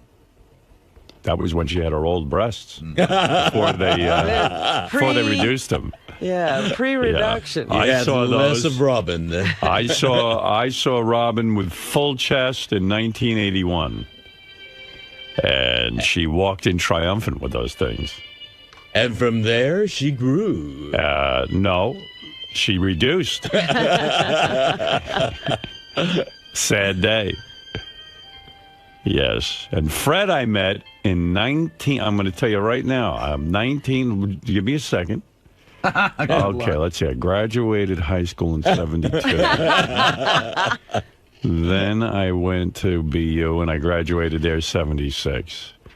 fotzed around at the advertising agency, finally got a job. I turned down the job. It was New Year's Day that I fucked up the board of WMW, and I thought they were going to fire me. All right, so that was 1977, I guess. I stayed at R&W for 2 fucking years, 79. I must have met Fred in 1979. 31 right? years. Correct. That's correct. Yes, sir. Now, I'm going to tell you how many years ago that was. All right. Now, 31 years. Stop, Judge. He's trying to work it out. All right, he gave me the answer, 31 years. The way George got there, he went 79 to 89 is 10. Just add to 30. Yes. We determined that 1980 Oh, you is took 30 a years shortcut. ago. How brilliant are you? I forgot about that. No, I was doing the work. See, I went 79 to 81. No, 79 to 89. See, that's where I messed up. Yeah. So how many years did I know you, Fred? 31 marvelous years. Amazing. And I walked into the, I don't know exactly the meeting, but I was doing morning radio, and I came in, and Fred was the overnight guy. Mm-hmm. So I guess it was on my first shift I met him. Yeah. I don't think I met him ahead of time. No, sir. And there he was. He was so Fred. Mr. Electric. Yeah. By the way, a little aside, when I was talking to Howard about coming to Washington, D.C., the first thing he mentioned about you, he says, she has really, really big breasts. That's a lie. He did not. That is such a fucking As a matter lie. of fact, I'm going, how big could they be? And when I walked in, I go, That is such a lie. He wasn't fucking lying. They really are big. You're lying. Is that true? Of course not. Why did you lie? You Making never a lied joke. before. Joke. That's not funny. Sorry. It's sexist. I know. You know I'm a That's why it's champion fun. of all women. Listen, I didn't look at you that way with the breasts. I'm not a breast man. But I am, and they are impressive. Of course, but I would never introduce you to Robin that way. No. But What did he say? They did catch my eye. I don't think I said anything. I said to Fred, do you want to come She said to... you were a great person. I said, And we lot got of a good fun. thing going here. Why don't you Right. join us? That's really what it was. I mean, who the hell knows what I exactly said? It didn't take much coaxing to get Fred. It's not like my mind has a black box that I remember all these details. But it wasn't like Fred was, silver lining, a silver cup, and he was hard to get out of. No, he was in a miserable situation. Absolutely. No. Like most people in radio. Yeah, he was in a bad situation. He was working at Wacky 105 or whatever it is. 102. Wacky 102 in Springfield, Mass. They had just changed formats from top 40 to album-oriented rock, and I got there and realized what a huge mistake I had made. Who was the program director? Believe it or not, it was Mike Adams. I don't know who that is. He was a guy who was one of your replacements. I don't know if he was the direct replacement after you left CCC or one of the guys after that, but he left there and went to Springfield to become the program director. Oh, wow. He's a funny guy, but I don't know if he had the mind to be a program director. Right. No, the guy who replaced me was, what was the Hop-Along Paul? What was it? Paul Payton. No, I don't think Country Paul Payton. I don't think he did mornings, did he? He was a He had rock guy, middays. but he was Country Paul Payton. I don't even know what the hell that was about. He was pretty good, though. Yeah. He was, like, more professional than all of us. Country Paul Payton. Wonder what happened to him. So many guys in radio. The landscape of radio is littered with And DJs. he was one of those guys that went off on vacation, and they fired him while he was in Virginia. Why'd they That's why fire you him? never leave. I guess the ratings weren't that good. See, he came in at a time when like all that Burkhart Abrams stuff started really becoming popular, and they were doing research on music, and HCN was kicking our ass, and he was more old school AOR, like, hey, you know what? Pull some interesting stuff and play it. Unfortunately, the ratings didn't reflect that passion he had. Yeah, I liked him. Yeah, he was great. But, yeah, I got out of Hartford in tears. In tears? Yeah, I used to cry. I got so annoyed I was still on Hartford radio that I got on my knees. I told you I prayed to God to get me the hell out of here. I hated it. And God answered your prayers and put you in Detroit? It's just I couldn't get any money, and I was working my balls off, and I knew the station wasn't going anywhere, and I just knew it was bad. Yeah, and God put me in Detroit. Well, what happened was Dwight Douglas was supposed to put me in Columbus, Ohio, where there was a great station run by this guy, Tom Tuber, where he had a morning show that was huge. They had a 31 share. Wow. And they needed a replacement for these guys. They were negotiating with them. It wasn't going well. And they contacted me and said, hey, why don't you do it? I said, fucking Ohio, wherever the hell that is. I said, that doesn't sound like a step up. They go, no, it's a big step up. You work for that station. You're in a big step up. They pay and everything. Like, you could make like 40 grand. Ohio had some good radio. I guess so. Yeah. What did I know? So I said, okay. And then I got word that they successfully got this team. And so you were out. Yeah, so I saw this ad in the in Billboard. It said www Detroit, and I looked it up. Detroit's like the #8 market in the world. Is looking for a morning show or a morning man, and I went, wow. How come these fuckers from 𝗏𝗏𝗿𝗱, Dwight Douglas, don't know about that? Why didn't are say they anything? putting you in for that? So I sent the tape immediately to the ad. Within one day, the general manager, Wally Clark, heard my tape. And the program director, Dick Hungate, flew in to Hartford on a fucking plane, no less. Well, I know they didn't fly in by their own power. Told me to meet them at a hotel for dinner. No one ever took me to dinner. Right? Yeah, wow. Like for a nice dinner that they were going to pay for. They sat there and they did that move where they go, if you come to Detroit, we offer you this. And Wally wrote down on a napkin what I was going to get. And he slid it. He folded Across it in the half. And table. he slid it across. And I opened it up and fell off my fucking chair. I thought they'd made a mistake. It said 28 on it. I went, $28,000 fucking dollars. I'll never have to work again. I was out of my mind with joy.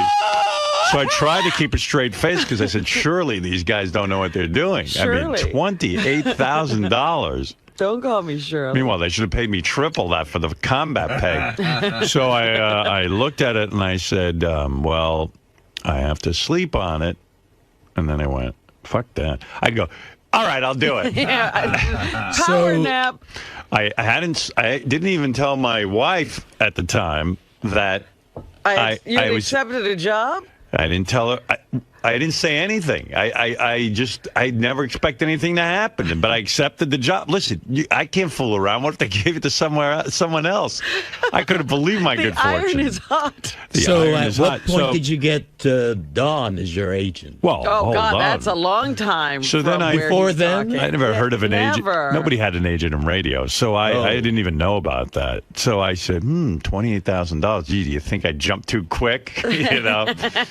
I called my father. So I went home, told my wife. I said, "You're not going to believe it. I just got a job in Detroit." She was like, "What?" I just got a job here. I go, but she knew I had to go, and so I packed up my bags.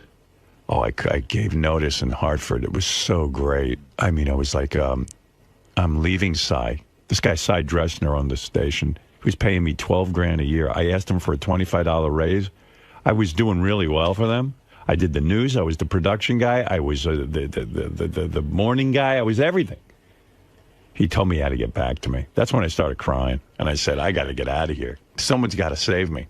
So anyway, then I got a call from Dwight Douglas. I go, Dwight, this is great. It's a 𝗏𝗏𝗿𝗱 station. I'm working with you. He goes, you took that job? I go, what do you mean? He goes, you never should have taken that job. We have our eye on you. We told you we wanted you in Ohio. I go, yeah, but this is Detroit. He goes, that station's a fucking turkey. Oh no! I go, you're kidding me. I go, but it's it's your station. He goes, they're the fourth. There's 4 rock stations in Detroit. They're number 4, dead last. They're not putting any money into the fucking thing. It's basically. It's a no-win situation. You just fucked yourself.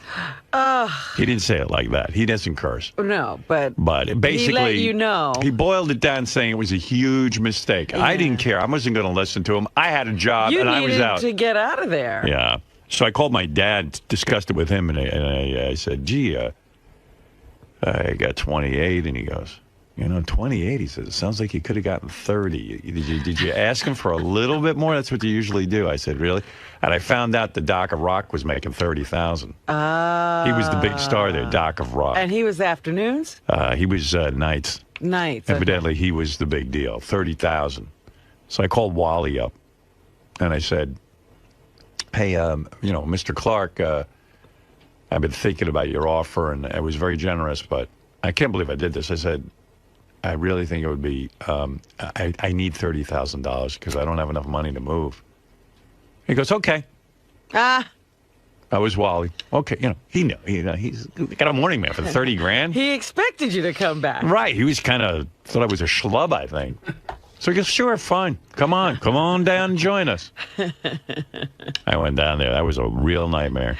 A couple of months later, Wally takes me in a room. He goes, I'm getting out of here. I go, Wally, what do you mean you're getting out of here? You're the reason I'm here. He goes, nah, I'm getting out of here. I'm going to St. Louis. I got a good job over there. Wow. Yeah, he says, I'm moving.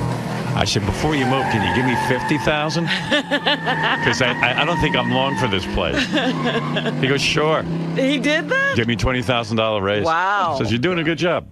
He goes, what do I care? You're That's the cool. next. I'm out the door. Yeah, you're the next guy's problem. I said, listen, for my troubles, give me some money. I'm fucking broke here. I couldn't even afford a car, and I'm in Detroit. Ugh, you need a car in Detroit. Yeah, I didn't understand you could take out a loan. You need a tank in Detroit. Oh, that's right. You used to buy cash. I had saved $8,000 total. Yeah. I handed over $8,000 for my ex car, which turned out to have faulty brakes. My wife did a spin of 360 in the car on the highway. It was great. I mean, we were both like, wow, we bought a great car. $8,000 our entire life savings. The fucking thing sucks. Every time you took us somewhere in that car, you told us that story. Yeah, it was weird. Why are you inviting us in? Remember, I couldn't wait to get rid of that car. And I mean, when it rained, it hydroplaned, it did everything. It was the shittiest thing. The X car was supposed to be the future of GM. Right. I remember when I got rid of that thing, I was just going to junk it. My brother-in-law, Pete, said to me, hey, I'll take that car. He had no car either. I said, it's an X car. It did a complete spin 360 when you hit the brakes. He goes, I don't care. It sounds like fun. I'll take it. I'll be able to handle it. He took it. He was fine with it. He used it for years. I don't know. He's a little more daring than I am. But then it was off to, then Detroit just fell apart. It was horrible. One program director after another. Then you weren't there that long. They changed program directors that often. 2 times at least. Wow. Yeah. This guy Dick left, the guy who hired me, and then they brought in Frank Holler. Frank was always doubled over because he had kidney stones. He was always on the floor, doubled over. Nice guy. I really liked him. But he was always in pain. Yeah. I wonder what happened to all these guys. I know. I don't even know. And then it was a whole bunch of characters. It was crazy. The jocks were all insane. Most of them were high as a kite. None of them wanted to really work hard. No, everybody thought radio was a joke and that it was a playground. Yeah. I worked with some guy, Wild Bill, the Doc of Rock, and this chick Liz, and I don't know what happened to all of them. The Doc of Rock, even, you don't know. Day I showed up in Detroit, I was hired, and another guy was hired for to be music director. This guy, Les. He had, like, no teeth. I was like, where the fuck? He goes, hey, y'all. You're a new guy here, too, aren't you? Oh, hey, I'm Lex. Or And Lex. he didn't feel bad about having no teeth. He didn't give a fuck. He was a radio guy. He says, you know what, man? This is my what did he say? This is my 29th station in 7 years. Wow. I go, oh, I'm so sorry. He goes, sorry, I'm working my way up. I'm in Detroit. I thought I was a loser because I'd only been at a few radio stations. These fucking guys, they wore it like a badge of honor. They knew every radio guy. They knew everything. I was a piker. Yeah, they were almost like traveling salesmen. They were always ready to move. We had a night guy who was addicted to cough syrup, and he would just be going through. I'd walk in sometimes in the morning, and he'd be drinking so much cough syrup, him and his girlfriend. His girlfriend would be at the station? She was too, yeah. Yeah. Something like that. One of the guys was addicted to cough syrup. I don't think the girlfriend was. He was. I don't know what happened. And her name was like Titties or something like that. Like, she didn't even have her normal name. Her name was Titties. Something like that. I don't remember. It was wild. But he said he wasn't addicted to it. He just said he needed it. He just liked it. He liked it. But I didn't know what was going on. It was all kind of scary, quite frankly. And then I didn't know anything about Detroit. Then I tried to be local, so I made bits about the mayor, Mayor Coleman Young. They had a black mayor, and so I'd make up bits that ridiculed him. I didn't even know who he was. I just figured, well, I'll ridicule him. He's somebody everybody knows. Yeah. A disaster. It was a disaster. I had to, like, when I take phone calls from the audience, I had to tape them during the records. And there was no, I didn't have an engineer. And I'm taping and looking at the record. The record's running out in the middle of a conversation with someone. Then I got to edit the conversation. Oh, my God. It was in way over my head, I think. I hated it. It was awful. An exciting show today. At what point during the show today, Robin, would you like me to announce my future plans? Whoa. Oh. What? That's right. Well, I think I want it right now. You want?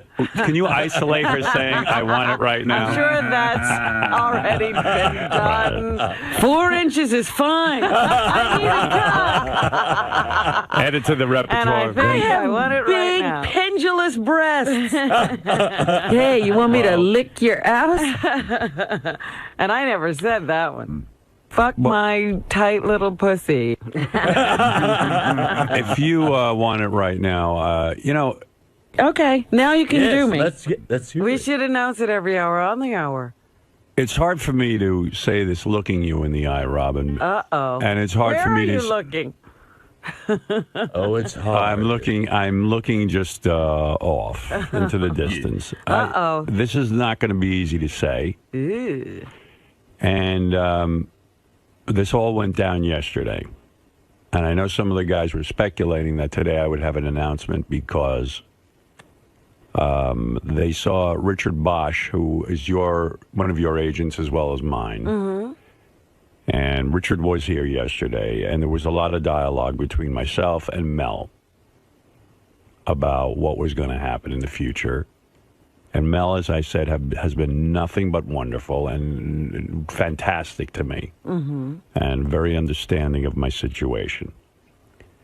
And I told Mel that I wasn't sure I wanted to continue working, that I had thoughts about retiring, going out on top. I feel we've done an amazing thing here at Sirius, and when history looks back on us, that it will say we gave birth to a new form of radio, that we pulled off a merger, I mean all of us. And believe me, Robin, I went into every discussion with Mel thinking of you and thinking of Fred especially because of our long-standing relationship. And I would have called you last night to discuss this with you, but I thought in the interest of good radio, which we've always put first, that I would say this on the air. So forgive me for not saying this privately. Oh, jeez. So that's why it's hard to look at you, because this isn't going to be easy to say. And I certainly couldn't look the fans in the eye and say it, because this is going to be emotional, and I've never cried on the air. Maybe this will be it. But I've been feeling recently that I wanted to continue working. Uh-huh. And I'd come to the conclusion that I wanted to continue working. And I told this to Mel, and Mel was very understanding of that, and we began to talk and talk and talk. And as of yesterday, we had come to an agreement. And I was about to sign it. That's why Richard was here. Uh-huh. Don, our agent, is in Paris. He couldn't be here. He had talked to Mel for a long time, and quite frankly, I'd been in negotiations with a lot of companies, not just Sirius. But in the end, I said, okay, where would be the best place for me? I was thinking of myself and, quite frankly, our crew. And I love this crew, and I love the people we work with and all of that. But I had a last-minute trepidation, and I got nervous, and I started to think about my future and where I'm at as a 56-year-old guy. And I began to just realize that, you're going to make fun of me for this, but I love chess and I love Beth. And maybe the rest of my years, I really would be better off going off into the sunset. I've also been talking to Boston University recently about becoming a professor there. And really? Yeah. And so I decided with a lot of heavy heart to turn Mel down and go off into the sunset. Now, when I make my announcement, that could be the announcement. You're an asshole. I said, wait a minute. He's my God. And he's not torn up. I'm not saying it isn't my announcement. I'm just saying that could be the announcement. You rascal, you. Do you see what we deal with every day? Musculature. Yeah, just distract George with musculature. He has a muscular imagination. So now, Professor Stern. I have an announcement to make. What do you think my announcement's going to be, Robin? Do you think I'm staying here? Do you think I'm leaving? And by the way, there has been a lot of discussion. I told you I've been working on this thing nonstop. There is a part of me that might say I'm leaving. There is a part of me that has a deal, and I'm ready to announce it. What would you like to have happen, and what do you think the announcement should be? Wait a minute. What and was why the question? did you have? Your questions are now so convoluted I can't keep up. You can't get your shit together because this is our future we're talking about. So That's you're right. obviously That's fogged right. up. Probably the same reason you haven't RSVP'd my Christmas. Listen, even George was talking to me about it this Wait morning. a minute. These are off-the-air discussions? Well, hey, let me say something. I made a party. Yes. Everyone is RSVP'd but you. Is that true? Yeah. Yeah. There's like 3 other people. I think Jackie Martling being one of them, which, he can gay cock enough. And listen, George even said on the wrap-up show yesterday, it's rude. It is rude. For you not to do that. Why do you think psychologically you do No, it? it's not a psychological Well, there's something up. thing. Would you... Okay, wait a minute. Go ahead. You have an announcement to make. Right. And what is your announcement on my party? Are you coming or not? And are you going to RSVP? I want you to. Once you announce the date for your party, Right. I already had plans. Oh, so you're not coming? And I've been trying to change them so that I could be there. So? But that has become... Difficult. What do you think is the answer? The answer is you're not coming. That's what you think my announcement is? Yes. You've learned how to play the suspense thing, haven't you? By the way, Fred has Well, to... that could be. Fred has to move his bowels, but he doesn't know for sure, and he's going to make an announcement. Are you becoming a professor too? That could be my announcement. Professor Feces. Listen to me. RSVP. Well, up until yesterday, I was still trying to change things. Now, was I able to change things? I don't know. I would assume you were. You deduce. I'll say you were because you love to party with the staff. I love the staff, and I love to party with the staff. Right. And I would move heaven and earth to be with the staff. Yeah. You're keeping us on pins and needles yet. We can't wait. We can't wait for your answer. There's a bigger question on the table. Right. But do me a favor. RSVP either way. All right? Well, I was going to call you Oh. because I didn't want to not... No. If Talk you to you can't go, I understand. But believe me, I can't imagine what it is that's keeping you from it. No, my travel plans. Oh, please. Ridiculous. You should be there. I want to be there in the worst way, but I had already arranged for travel. Oh, I see. And this is an extended trip, and it's a long way away. Where are you going? Let me know. Thailand. Are you serious? I'm serious. I knew that was... Well, that comes first. Listen, I'm throwing a party for the staff to show appreciation. I certainly understand if you can't be there, but you should. I understand now. You were trying to move the reservations. Yes, I was trying to right. make it possible. I wanted to bust your balls, but that's a reasonable answer. So, fuck it. Well, anyway, I do have an announcement. I don't know if I should make it now. Should I wait? Should I pull in some staff? I know Lisa G is Oh, there are people in pins and needles. Yeah, Lisa G, Will Murray. Now, there are a lot of people who I think are expecting one sort of announcement and are going to be a little shocked. Really? And I also, when I make this announcement, I don't know what Sirius is comfortable with me saying, so I'm going to be very careful in making this announcement. All right. I don't want... Sounds weird, too. Yeah, well, it is all weird. It's all very weird. Yes, Dominic. You're going to announce a hybrid type of deal with your thing. A hybrid type of deal? Yeah, something that's a little different than the past. But there's no way that he's going to tell everyone he's leaving with them looking at them, because he worries about you people as much as he worries about himself. I bet it's a hybrid type of something, you know, maybe less days, different days, more time, different but he's not leaving. But not leaving Sirius? No, he's not. Well, hold on to your hat. I'll make the announcement then. Yeah. Go ahead. Go ahead. Tell me. Tell me alone. Yeah, right. I'll let you, Dominic, I'll let you go. Leave me on. By the way, I was at your favorite Italian restaurant yesterday. Il Molino? Yeah. Yeah, I thought I'd run into you. No, it's, what's the one on Long Island called? I'm having a mental block. Me I'm so too. nervous. Not Il Molino. 25 years I'm nervous. Mateo's. Yeah. You still go there? Yeah, of course. Delicious food. Come on. Fuck off.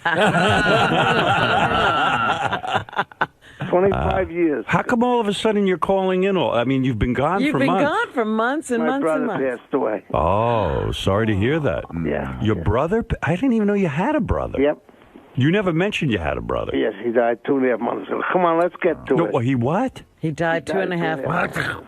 But Dominic, you've never told me you had a brother. Well, so I Don't say you a lot of things. Well, now he doesn't have a brother. Did you ever? Oh, good, because now I don't feel the loss. Because I never knew he had one. You were not close with the guy, obviously. And he died very young. I don't want to talk about it. Come on. But wait a second, you were not close with him, right?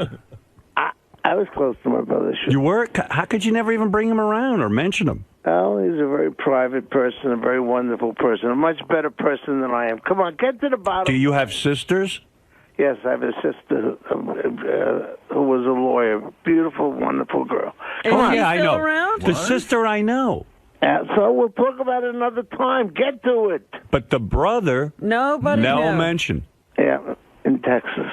Wow. That's why I've been down there. Full brother or half brother? Full brother. What do you think? Oh, that's right. You're right. You do know something. Yeah. All right, let's go. Why did he die, can I ask? He had a heart attack at 54. No kidding. Was he heavy? He was thin, heavy. Right. Like you. Yeah. Who else do we know like that?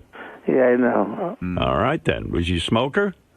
No. Not at all. He's a wonderful person. Well, I'm sorry Much to better hear than I, thank you. You mean there's somebody better than you? It wouldn't be hard to be better than Dominic. I mean, he keeps going much better than I. We all know everyone's better than Dominic. Well, I mean, who's not better than you? When I say better, I mean better than comparing the two of us. I know everyone's better. Will you please tell us? I'm gonna. 25 years of my life. All right, Dominic, sit by your radio. I will. No, I'll stay on. No, because I have a lot to get to, and I have a lot of people to pull in here and talk to about this. All right. You could leave me on, but hurt me again. Goodbye. Oh, my goodness. Yeah, I was hoping to actually see Dominic yesterday at the Italian restaurant. I haven't seen him in a long time. in a while either. I haven't been invited to the office party. Well, of course not. I had to get my own tickets for Monday night. That's all right. How'd you do that? How'd you get tickets? Where are you? I'm going by boat. No, come on. You got in we'll Monday see night? you Monday? Yeah. Give me a boat. Am I going to see you as fat or thin? Medium, unfortunately. Yeah. Who are you seeing these days? You got a girlfriend? I'm not talking about anything about girls. I'll get off the phone. Goodbye. No, you're bringing a girl. Are you bringing a girl to the... Yes. Oh, you are? Yeah. Goodbye. Lady friend. Goodbye. Kuban. Got rid of him. I only asked him about women. Wow. Well, we'll talk to him again in a year. Yeah. All right. Let me make my announcement. Who wants to be here for this? Should we have Gary in here? Definitely. Does Gary know that there's an announcement to be made? No. I John haven't talked to Hine? anyone. No one knows except for, our agent. Okay. You know. That was a dick move. What was the dick move? You know, saying you're riding off into the sunset. Did you get freaked? Yeah. I should have let it go a little longer. Well, I sort of had a feeling that maybe that. But, Listen to his voice. I know. It's dumb. Well, that's why I want them in. What's going on with you? 2 days your voice is like yeah, I this. know. I lost my voice. You know why, don't you? Well, what do you think? Why do you think you because I'm lost doing too much stuff. Yeah. Are you? Well, yeah, probably. Right. Yeah.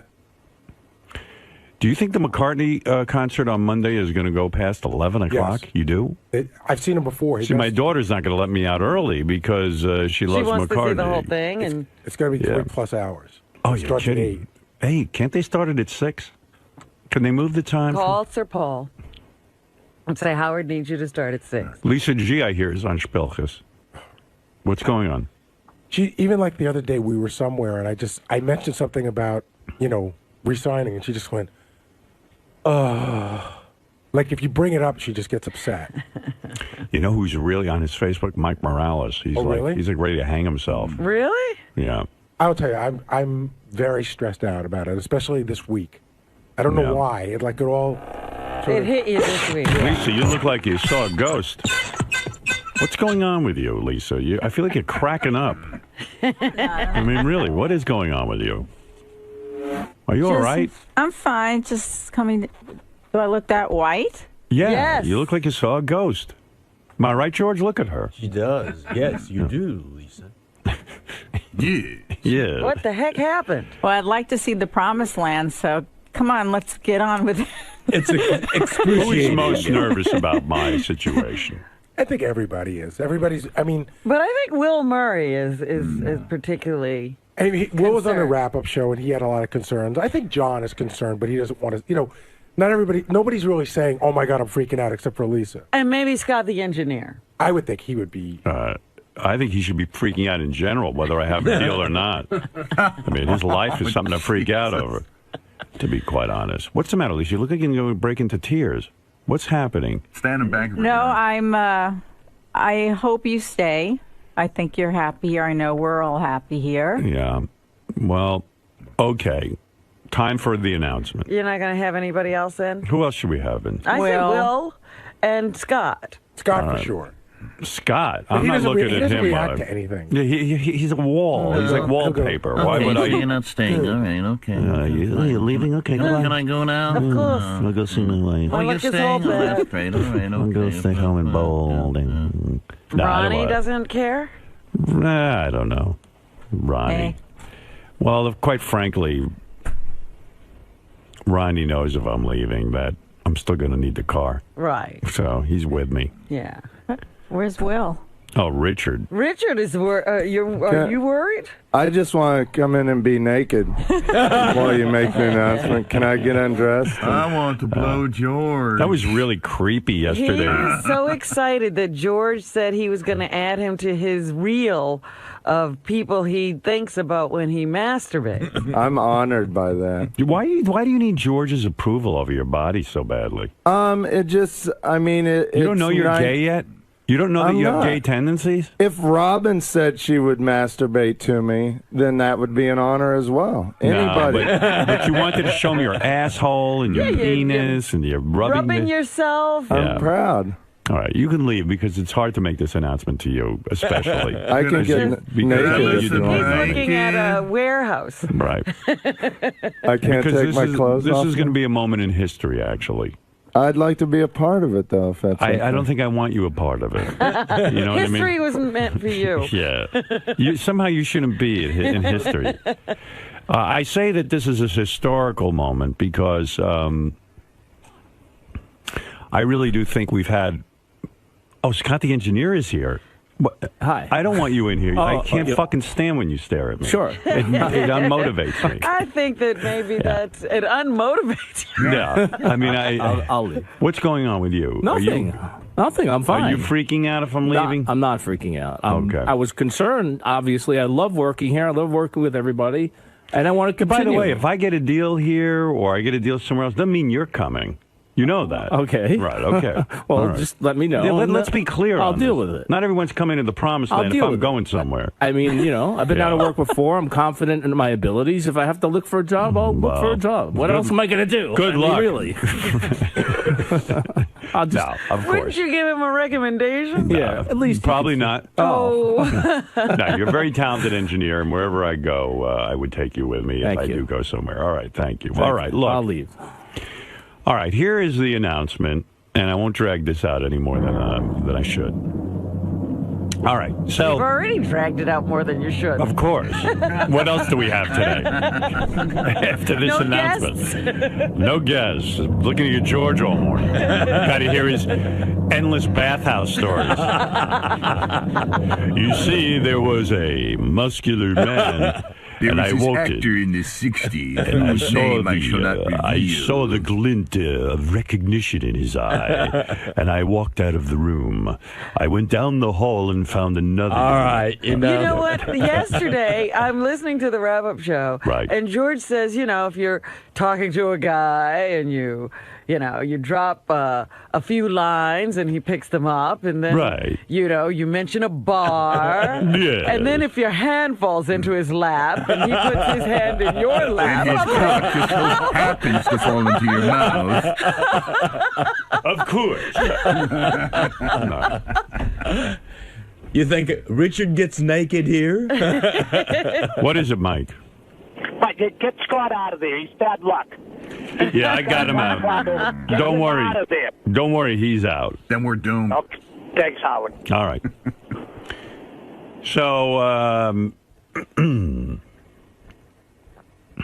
So, okay, here's the announcement. Here's what I have on the table. And have you made a deal? I mean, have you signed something? Is this the end? Yes. The negotiation I haven't period. I'm not saying I signed anything, but this is the end.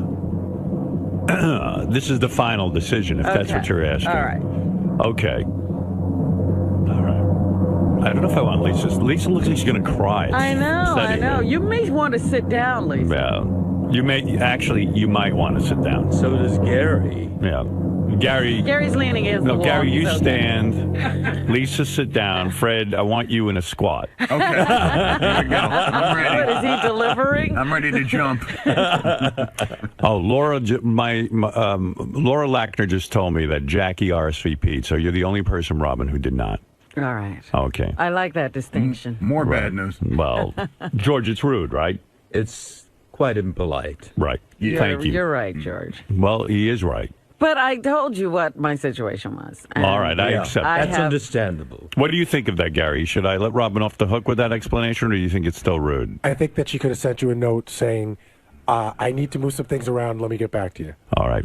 I agree with Gary. All right. All right. I'll talk to Gary next time when I have this problem. I think it shows not an outward sign of hostility, but a little hostility. Here we go with the hostility again. Yes. There's a little hostility you need to work out. Oh, my. So what is the word? All right, here we go. I'm going to put Robin's hostility aside. You think it shows Robin has hostility? No. Lisa G? No. All right, you're smart. Good answer. It's not hostility. It's narcissism. Is it narcissism? Oh, yeah. She's thinking of herself. Right. I was thinking of all of you. How would we know? And worried about my inability to be there. I was working very hard. Oh, by the way, we found a doctor to give us that mental illness test. Me, you, Fred, Ronnie, and... I think that's it. I thought there was one more person. You three and Ronnie. Oh, okay. Well, it's a half-hour test. I don't know that we need to take it. If I'm going to be unemployed, I don't want people to be worried about my mental illness. Well, we kind of might need a cliffhanger. Oh, and Benji. And Benji. And too. Langford. And Langford. Oh, okay. Yeah. But I was thinking cliffhanger. I see. Like when we left terrestrial radio. Yes. Yeah, that worked out. Well, that would for say me, that too. we're coming back somewhere then. What? If you're doing a cliffhanger, it means we're coming back somewhere. Well, you suggested to me we should have a cliffhanger Right. when you were trying to feel out if I had a deal or not. All right, here we go. So All this right. will be maybe a Without cliffhanger further that's ado, never answered. here is the announcement. All right. Okay. So I'll give you some background at the At the NABs in 19... right. When I was 8 years old, They called it a coffee machine. They didn't have a coffee machine. They just called it coffee. They called it a coffee maker. oh, you Well- had to put it on the stove. All right. What is it, Bill? Go ahead. Bill, yes. Oh, you're fucking killing me, Howard. All right. I'm going to run my head right into a fucking wall. Will you announce it? All right. I will make the announcement now. Keep me on so I can be happier said. Let me sign off with you, Bill, because it will be distracting to know you're there. All right, brother. All right. I want to say this the right way so nobody, at least everyone understands my decision. Okay. So.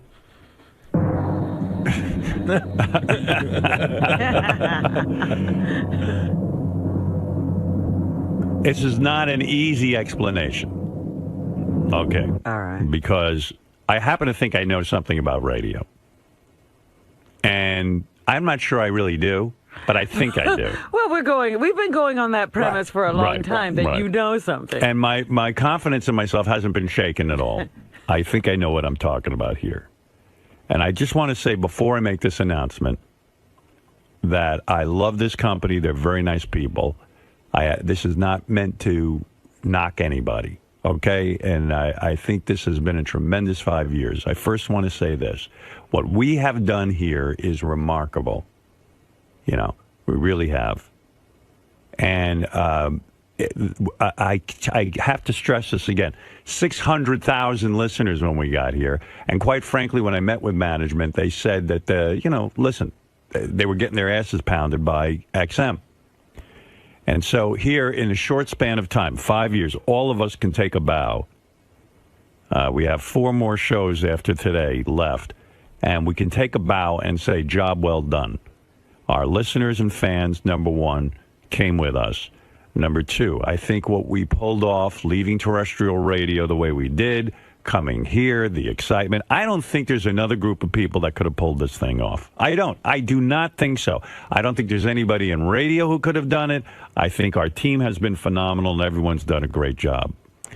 And I also want to say that all of the guys who work on this show, from Robin, Fred, Benji, George, Gary, Lisa, who's sitting here, Sal and Richard, all the guys, Jason and Will. I'm not going to go through it. I love that guy. Yeah. You want to know, in making this decision, JD was one of my main concerns. I don't know why, but I look at that guy, and it's a tough, really, what ate away at my heart. I have a strong desire to leave the business. I've always said by the time I'm, a certain age, I'm going to leave and go find myself and do something else. And that's sort of been the way I've been focused. So, again, this company's been great, and I only wish them success in the future. So this is not a knock, what I'm about to say. Now, we have a great team. And what we started here 5 years ago, I don't think is finished. I don't. I think radio is changing. I think radio is becoming a stronger force. As Dominic would say, a hybrid. A hybrid. I think what's happening in radio right now is that we have terrestrial radio as we always have, and I think it will always be there. I certainly, in any of my decisions, never once considered going back to terrestrial. 2 companies contacted me and said, would you come back? It was sort of like there were 2 meetings in Don's office. Some guys came in from 2 very major companies in broadcasting and said, is the door open to some sort of comeback to terrestrial radio? And I immediately shut that down. I'm not bullshitting anybody. I'm not going to sit there and lead anyone on. It probably would have been a better negotiating kind of thing if I was in that mode to sit there and entertain all of that. But I was honest with them. I said, look, I'm not going back to terrestrial radio. I think terrestrial radio, for me anyway, is dead. And I think for most performers, it's dead. I think for guys who are even in the musical end of this thing, where you play records and stuff, it's pretty much dead. It's almost impossible to sit and listen to terrestrial radio and even be into a musical experience. There's just too many fucking interruptions. It's just not fun, and it's not funny. One of the things I love about Sirius is that, in fact, we do play music, and it's not interrupted by commercials. I think that part of that experience is necessary. You can't be interrupted every minute. It's too fucking annoying. So anyway, I sat down and I started to think whether or not I wanted to continue working. And the fact of the matter is I do. I want to be in radio. And I had certain concerns with, a scheduling and all of that. I wasn't sure how many days I wanted to work all this, and I had to, figure that all out. But also, I have to tell you, I still have a lot of eye of the tiger. And what I mean by eye of the tiger is I'm hungry. I want to make sure that radio is successful no matter what we do. It is fantastic. And I started to think about if we did another 5-year deal. Everyone seems to want a 5-year deal. What we would do differently, how would we progress? How could I make this show even better if we continued on? So I'll tell you this. We are continuing on. All right. All right. We got one thing out of the way. I've signed a deal. You have? I've signed a deal. All right. Look at Lisa. She's happy. Lisa, don't be happy yet. We're not out of the woods. Yeah, at least that means you can listen to us. Right. Yeah, at least you'll have us. And my decision was between a couple of different situations. You know the radio landscape is changing. Yes. What's going to be happening now, you'll have terrestrial radio. You're going to have a lot of competitors. What are you laughing about, Gary? Fred and I are just laughing because you're just taking a long time to get to the point. All right, it's killing us. That's why. There's a lot of things going on in the radio landscape. As you know, you've probably read rumors. There's a lot of companies out there who are trying to jumpstart their business on the internet, because your radio in the future is going to look like. Well, something completely different. You're going to have satellite, you're going to have terrestrial, you're going to have internet radio. You're going to have these things. It's all happening. I've met with every fucking company. I've met with every person who knows anything about technology. Every genius of every genius out there. Do business. I know what's out there. So I started to look at all the companies, Sirius included. And Sirius has been very, very anxious for me to resign, as well as some of these other companies who want us to go somewhere else. And I know deep down in my heart, I kept thinking, I'd like to stay here. Because more than anything, I think what we built hasn't been finished yet. I think we're in an incredible position. There are now over 20 million subscribers. I don't know what that even translates into listeners. It's a lot more listeners than subscribers, because some people have 2 or 3 people listening off one subscription. Sure. And suddenly there is this real growth. It's a real business. And I've spoken with Mel from time to time and Scott Greenstein and listened to their plans for the future. And I like the way it sounds for us. So if we're going to stay in radio, I started to think I should stay here. But in order to play it safe, I spoke to a lot of other companies. And I came to the conclusion, after speaking to everyone, that the real innovators and the real geniuses are the people here. That our home should be at Sirius Satellite Radio. Is that your announcement? Is that your final answer? My answer is that I will be here for the next 5 years. Wow. So you will be here. What happens to everybody? You're all gone. All right. So I think that Sirius basically wanted to see if I was willing to stay. Mm-hmm. And I believe now they will be talking with other people, of course, to find out what their plans will be. As you know, Robin, we have always worked at that. Everybody makes their own decisions around here. I'm hoping that Robin, Fred, Gary, Lisa, everyone, not Benji so much, but I'm hoping everyone else will stay with Sirius. And I have to tell you something. The company, as you know, Robin, it's been an amazing broadcast experience, at least from my point of view. I don't know about yours. But I haven't liked it so much. You haven't liked it that much. But I love it. I love being here. You're crying, Gary. No, I'm not. Oh, too bad.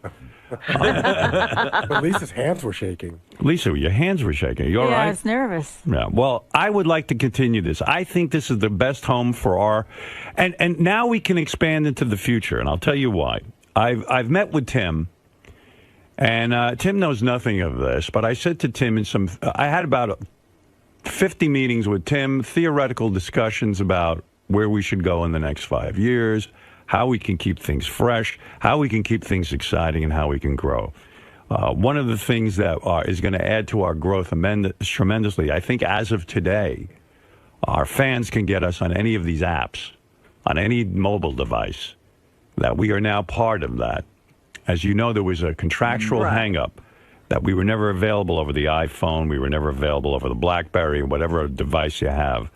Now the that apps, will be... we are part of that. Okay. Fantastic. Yeah, which is really good because I think one of the things that frustrated me is that when you're traveling, when you're on the road, or not in your car. Right, you can't take it with you. Right, now you'll have it on your Wi-Fi and you'll have it all over the place. So your radio will be your phone.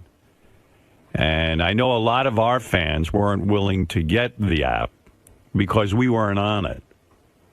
And now, because of this new contract, we are on the app. That needed to be worked out. And it was very frustrating to me that we weren't part of that. Mm-hmm. Because that's a big deal. That's a fun thing. Suddenly your cell phone has the show, and now you can carry it easily and hear it easily without interruption. Right. There's no acquiring signal.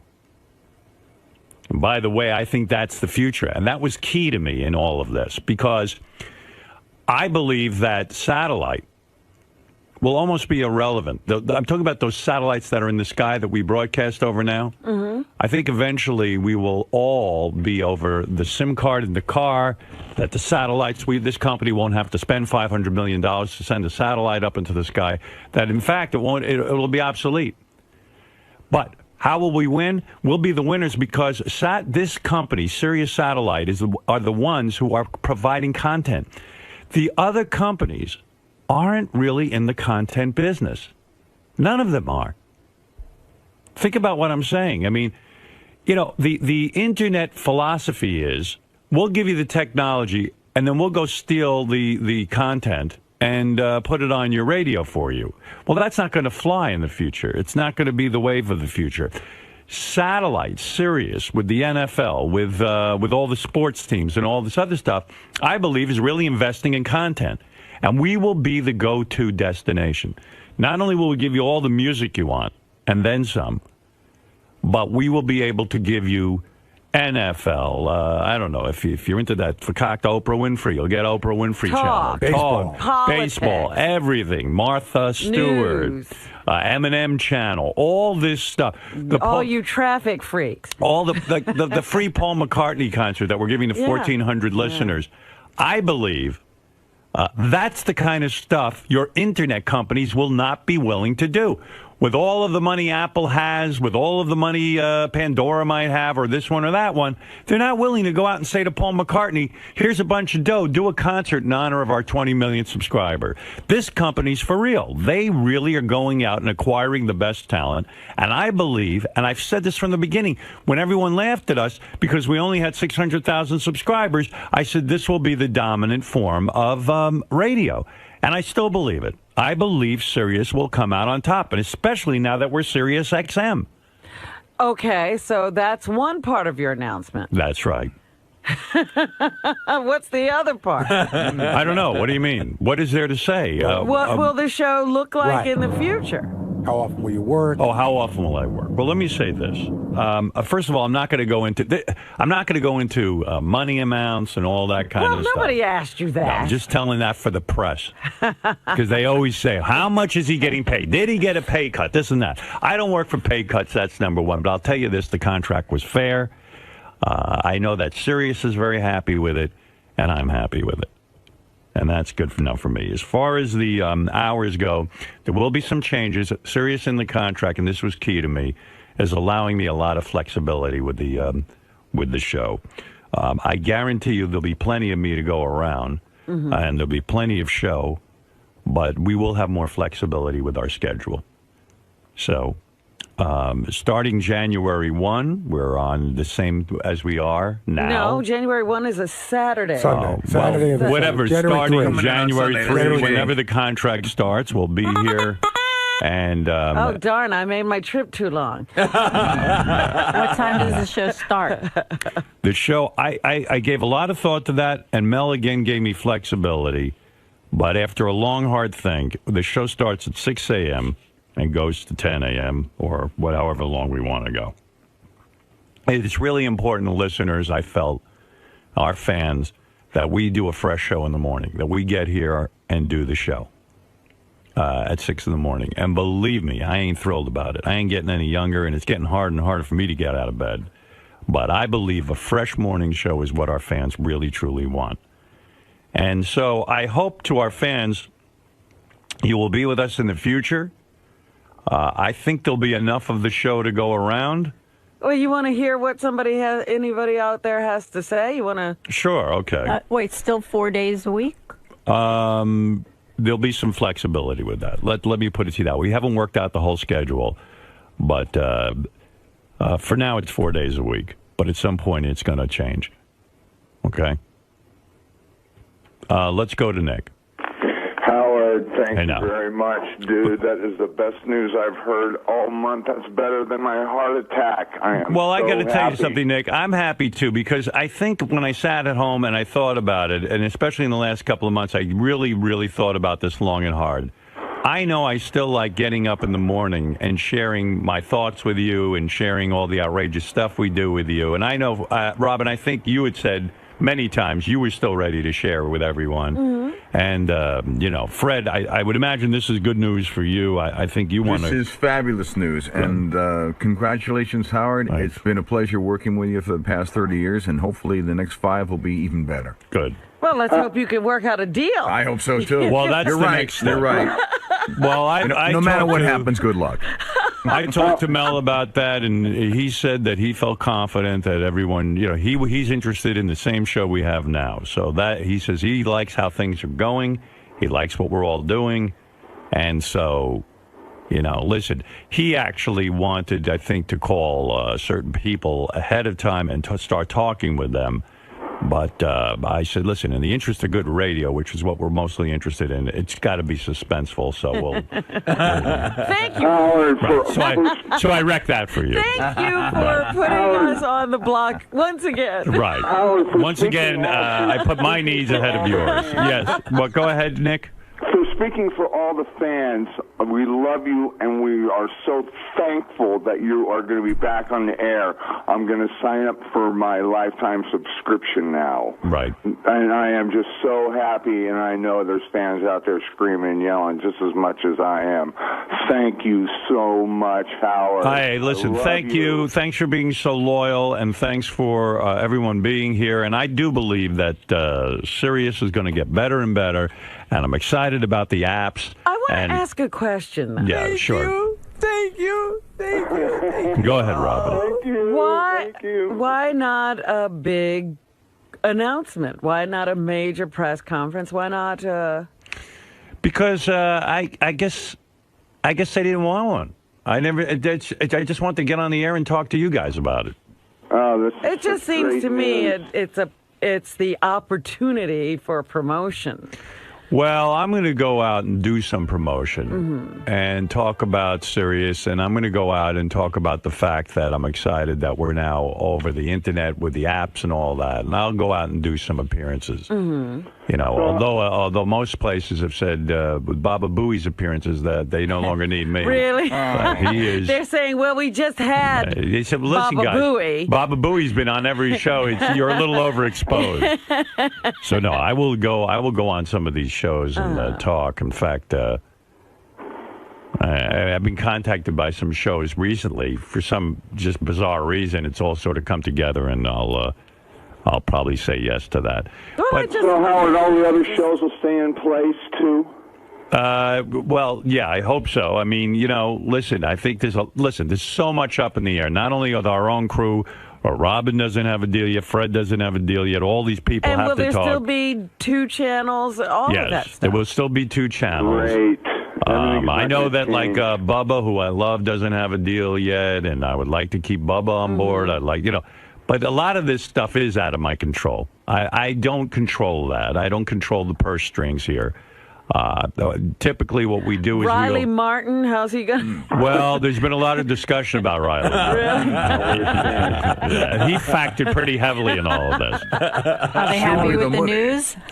News is something that has to go. That's the only thing that will be out. The one thing that had to hit the chopping block. Actually, they like Stephen 𝗛𝗄𝗏. It's they have a problem with Lisa. So yeah. Howard, thank you so much. Right, I love you, and it's the greatest news Thank I've you. heard Thanks, Nick. all year. It's great to be loved. Thank you for picking me up over 50 times in the last 5 years. So All right, I Nick. really appreciate that. Thank you.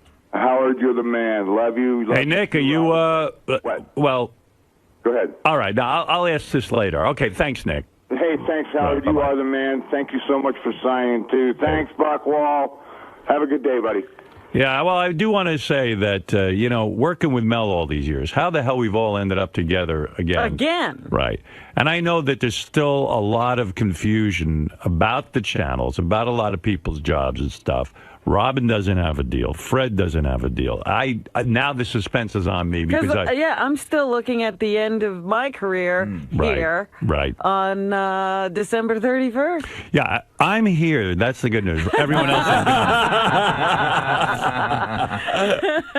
is Tim just kissed everyone in the office. Maybe Tim wants to say something. It sounds like one of Tim's motivational speeches. Tim's kissing people? Tim is kissing people. A lot of people resigning now. Does Tim have a deal?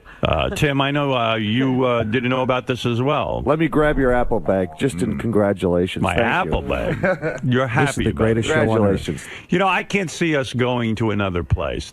We've got a good little machine going here. Yeah, we've got the infrastructure, we've got everything, and we've got it going. We do. We have it going on, right? Yeah. Do you want to say something? I'm excited. Thank you. You're excited. That's Thank it. you. You never ever doubt 𝗏𝗏 and you know.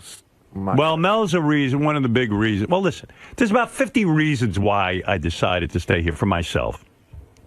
Number one, I do love our crew. It would be really weird not to wake up in the morning and do this with Robin and the gang. It would be very, very strange for me. But who would you replace me with if I don't be able to make a deal? 𝗏𝗏.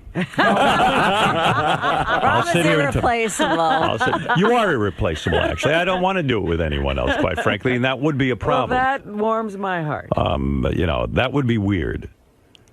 But if you run off with your charity work, you know, when I was giving the fake announcement, I was going to say, Robin is the main reason I'm leaving because she inspired me. She inspired me with that charity work. And I want to be like Robin. And then everyone would hate Robin. That's right. with our charity work. He's out there making little Indian children laugh. Right. So anyway, a lot of the things that I was excited about being here is that, A, we have beautiful facilities. We have a built-in audience already.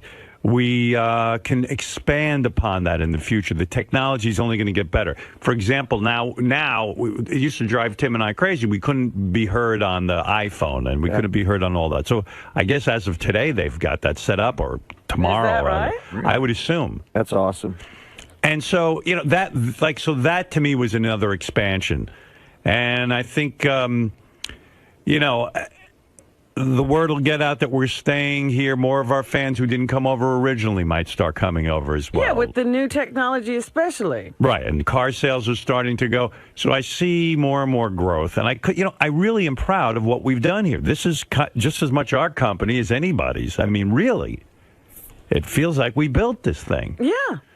So, well, when you started speaking, you were saying things that I thought were going to be in your mind, right? About the job not being finished, right? And wanting this to be something viable that survives, right, over time. Yeah, and that's so that's that. So Yay! With any luck, thank God. I know that. Boy, there are going to be more Lisa-isms today. I'm so sweaty. I have to go. There's one. I have to go give Lisa G a sponge bath. Come Give on, her a sponge bath. Okay, And gotta get to again, work. like I say, Robin and Fred and the rest of the gang, everyone, Sal, Richard, Gary, everyone's got to figure out their new situation. So things aren't completely settled, but I know the company was interested in getting me signed, and I thank them for that. I really am truly excited about continuing on, and we'll see what the future brings. So it's an exciting beginning. This is the house that Stern built. The Stern Show built. This should be a big monument somewhere. And this is now a party. Yay! All right, you better Very get out of happy here before for people you. start jumping on you. Congratulations. All right, Well, thank now you. I don't feel so bad about not making the party because I was afraid this was going to be the last time all of us would be together. Right. And I was trying as hard as I could not to miss it. Right. And here's my RSVP. I can't be there. So another 5 years for me, Robin, and hopefully for you and Fred. Well, and I'm the happy gang. for you and Sirius. Well, Because thank you. that's a wonderful, wonderful marriage. And that is, I don't want to see what we started disappear. Right. And it's in the early stages of its development. And I think it's very important that content remains strong here. Yep, I agree. Congratulations to you, Howard. You have built something really amazing. Not only the radio show and the great, huge family, but what I experience right now, this warm family of professionals that love you. Well, we're hoping, George, that you'll be with us for the next 5 years. Well, I'm going to be doing a series, but, I'm going to get breaks. And Whenever you get a break. You're kidding. You have to be stuck in Los Angeles now? I'll pencil you in. I'm doing a series called Super Ninjas. I think, yes, I think we just got the blow off. No. He's leaving us. Yeah. George is the one person we're sure won't be back. I'm going to arrange so that I get enough breaks so that I can be with my family. Okay. My heart is here with you all the time. Thank you. Tom Chiusano is on the air, our former general manager at K-Rock, and he wants to say a few words. Tom, please. Well, number one, I apologize. I'm calling from my cell phone as I'm sitting in my car in my driveway. So I know you don't like cell phone connection, so I hope that's okay. Right. Of course it would start. And then he starts breaking up. Tom, go ahead. This reminds me of two low points for me. 4 years ago, or whatever it was, when you announced that you were leaving, and then 5 years ago, when the morning when you actually left. But I also know it's a great morning for you. So and being with Mel and being part of anything that he's part of is just a wonderful thing. So I think that this is it's a great decision on your part, and I'm really, really happy for you. I'm happy for him. Thanks, Tom. And Tom's the one guy, he's not part of the team anymore. I know. And I do. I miss him. I do miss Tom a lot. I love, and I really mean this. I love all you guys. I love everybody that's part of that show. Thank you. And you're just a huge, huge part of my life that I'm very, very proud to have had. All right, man. Tom, you're the best. Thank you. Well, you too. All right. Now I can go back and get it warm.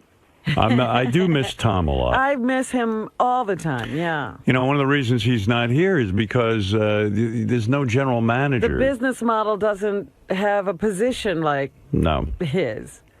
I think he should have just been here because we like to yell at Tom. It would have been great. We like to blame Tom for any of our problems. He could have just sat in a room until we were ready to yell at someone. Right. Yeah, is there a job for a guy just to be yelled at and blamed for all of my problems? That's called Scott the Engineer's Right. Tommy. Yeah, Scott the Engineer replaced Tom. Tommy, you're on the air, Malden. Hey now, Howard. Hey now. Congratulations. I'm so happy that you're going to be staying. It just, you know, I was so ready to go out and buy a smartphone to get you on the with the SIM card, but well, let me tell you something. There was a lot of consideration there. I mean, there's a lot of great opportunities out there for broadcasters. Leak over the weekend about Apple? iTunes. I don't know where that came from. There was no discussion, real heavy discussion with iTunes. Mm-hmm. I don't know how that started. I think I heard some guy, some stock market guy, had heard about a meeting or something and floated that. But quite frankly, there were a couple of companies where we almost, could have ended up there. Let's put it that way. And there's a lot of exciting opportunities out there for broadcasters. Anybody who thinks broadcasters don't have opportunities out there is nuts. Problem is, you got to have an audience to bring with you. And if you don't have that, then the opportunities aren't there. They dry up. I think starting, quickly. That's the problem. I mean, you got to start on terrestrial radio. This is advice for any young broadcaster. You got to start on terrestrial radio and have a huge audience, and then have the wonderful audience that I'm blessed with that's willing to follow you somewhere. Well, the whole point would be then content and connection. Content, connection, content is king. And this company, more than any company, with the leadership of Mel and Scott Greenstein, I believe they are so braced for the future because they have the content. Mm-hmm. Robin, people are not spending money on content. Right. That's part of the big problem.